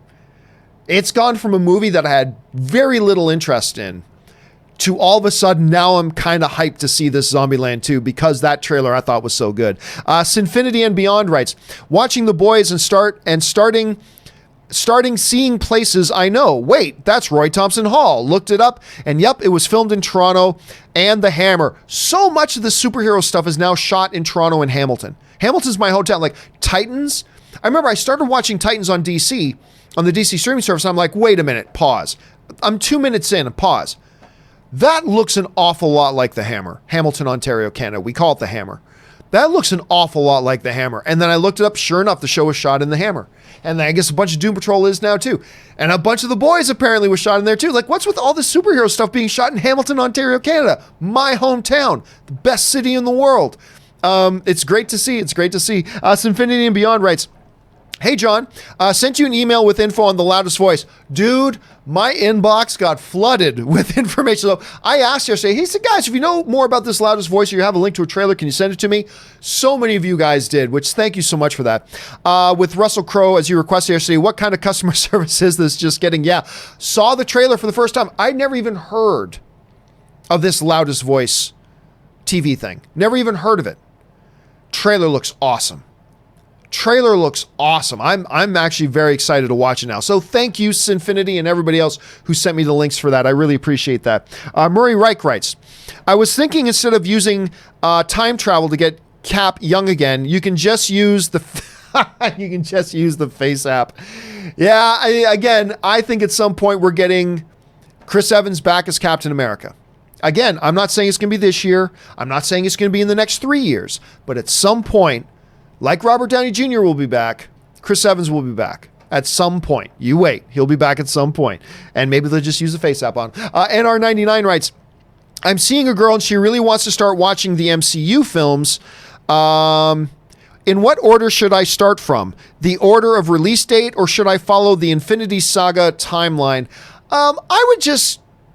Honestly, this isn't as important as the Star Wars order. So I would just say, watch them in order and skip the ones that you don't like all that much. Like, you can skip Iron Man 2 and you're not missing out on anything. You can skip Iron Man 3 and not miss out on anything. You can skip, there are other movies you can skip. So I would say, yeah, just follow them in order of release, skipping the ones that you don't think are absolutely necessary. So I think you're probably safe in doing that. And right now, a lot of people, a lot of guys, particularly NR99, are jealous that you're seeing a girl that wants to watch the MCU movies. Good on you. Choose wisely. All right. Sean Anthony writes, shout out to the chat. Thanks, John and crew. Well, thank you, Sean. It's always nice when somebody wants to just say thank you and be nice. Thank you so much, man. I hope you're having a great day, dude. All right. Ryan Lohner writes, it would be amazing if Kylo Ren fanboys, you know who you are, started using hashtag Han had it coming. Yes, it is a hashtag that can be used multiple ways. Han in Fast and Furious had it coming, and Han in Star Wars had it coming. That's great. Kylo Ren fan page launching the Twitter handle, hashtag Han had it coming. I like that. Well done, Ryan. All right. Just a couple more here, guys. Mark Withers writes, I haven't watched many Fast and Furious movies. Is the Han from that movie the same Han from 2002, Better Luck Tomorrow? Well, listen, Rob was saying, who is a Han historian, that he comes from an older film. That old? I don't know, but Rob could have answered that question. Like, I do know the character was used in an older James Wan film. Whether that was Better Luck Tomorrow or not, I'm not sure, but Rob would be the guy to answer that because I know it was an older one. Coolsome XD writes, over under 60%, Sex Panther, 60% of the time, it works every time. One of the reasons that Anchorman is top 5 greatest comedies of all time. And that is one of the funniest moments ever. One of the funniest moments ever in a movie. Sex Panther. 60% of the time, it works every time. Well, that makes no sense. Such a great line, delivered by the great Paul Rudd. So good, so good. Frankie Gouge writes, Rob, notice that from the Earth to the Moon series has returned to HBO. Binging most of it last night. The new CGI looks pretty good. Been a long wait. All I know, I still haven't watched it. I still haven't watched it myself, Frankie, but all I know is that Rob is constantly talking about it. He loves that series. Absolutely loves it. And he's talking about it all the time. So much so that at some point here, I got to sit down and get myself through it. I got to watch it at some point too, because everybody's raving about it, including you, including Rob. I got to get on that. Bruce Wayne, 86 writes, hey, John, I just watched the first 3 episodes of Pennyworth and you must watch. I know you said you had no interest, but please give it a shot. And I'll tell you what, Bruce, I'm hearing from a bunch. Now, I haven't heard about the first 3 episodes, but I've heard from a lot of people and places that the pilot, the first episode, was really good. And you're right, I've had no interest in this show. None. But I'm hearing an awful lot of people saying it's good. Now, I don't know that I'm going to sign up for Epix just so I can watch it. If it was available on Netflix right now, I'd probably give it a shot in the next week or 2. But it's on Epix. So I'm going to have to hear from a lot more people that it's amazing before I sign up for Epix just so I can watch it. Because I believe you got to sign up for Epix, don't you? Or maybe you don't even have to sign up for Epix. I don't know. I'm not an expert on Epix, but I'm going to have to hear from more people to get to that level. All right, just a couple more here. We'll wrap it up. Nat Zigri writes, film character deaths. You got a favorite that you love? Oh, well, I mean, it's hard to go. I mean, Hans in... look, that scene in Die Hard, when Hans, not just because it's satisfying to see that bad guy die, but the way that iconic shot, the way the camera looking down of falling down. It's a very satisfying visually and emotionally. It's hard not to go with that one. That one's pretty damn good. Of course, then there's the Samuel L. Jackson death in Deep Blue Sea when the shark pops up and eats him while he's standing on the platform. That was pretty good too, but I got to go with the Hans Gruber one. Got to go Hans Gruber. All right. Final question of the day, and then everybody else, Eric, Michael, the Jenks, Darth Sidious, everybody all the way down. Do not worry. A little bit later today, I am going to be doing a companion video where all your questions will get answered today in a video, but we just got to wrap up the John Campea Show here for now. Final question today comes to us today from Koba, who writes, Disney Plus shows given to Netflix for foreign distribution or disruption, probably meant distribution, since it will be a USA only at the start. I think I heard it's also going to launch in I could be wrong, Koba. I could be wrong. I might not be remembering this correctly. But I thought I heard that Disney was actually going to be launching in a couple of markets. Not many, but a couple of markets, not just the USA. I could be wrong about that. But I think they are going to be showing, like, if you're in a country that that's not going to have Disney Plus, I do believe I heard that they're going to make The Mandalorian available on other streaming services in your country, whether it's Netflix or another one. Again, I'm not 100% positive about that, but I do believe that's the approach they're taking, Koba, for those places that don't have Disney Plus when it launches. All right, guys, that will do it for today's installment of the John Campea Show. Thank you so much for being here. Special thanks to Robert Meyer Burnett and, of course, the wonderful Erin Cummings, and to you guys for being here, for sending in questions, for all that kind of stuff, and just for supporting the film fan community. I thank you deeply, guys, and thanks for letting me be a guy who gets to get up and talk about movies all day with you guys. I really appreciate it. Don't forget, the John Campea Show returns again tomorrow. It's going to be me, Robert Meyer Burnett, and Chris Carr will be there. And Chris will also have seen Hobbs and Shaw. I'm going to go see it tonight. We're going to talk about it on tomorrow's show, along with a whole bunch of other stuff. Make sure you guys come back and join us then. That will do it for me for now, guys. Thanks a lot for being here. My name is John Campea, and until next time, bye-bye.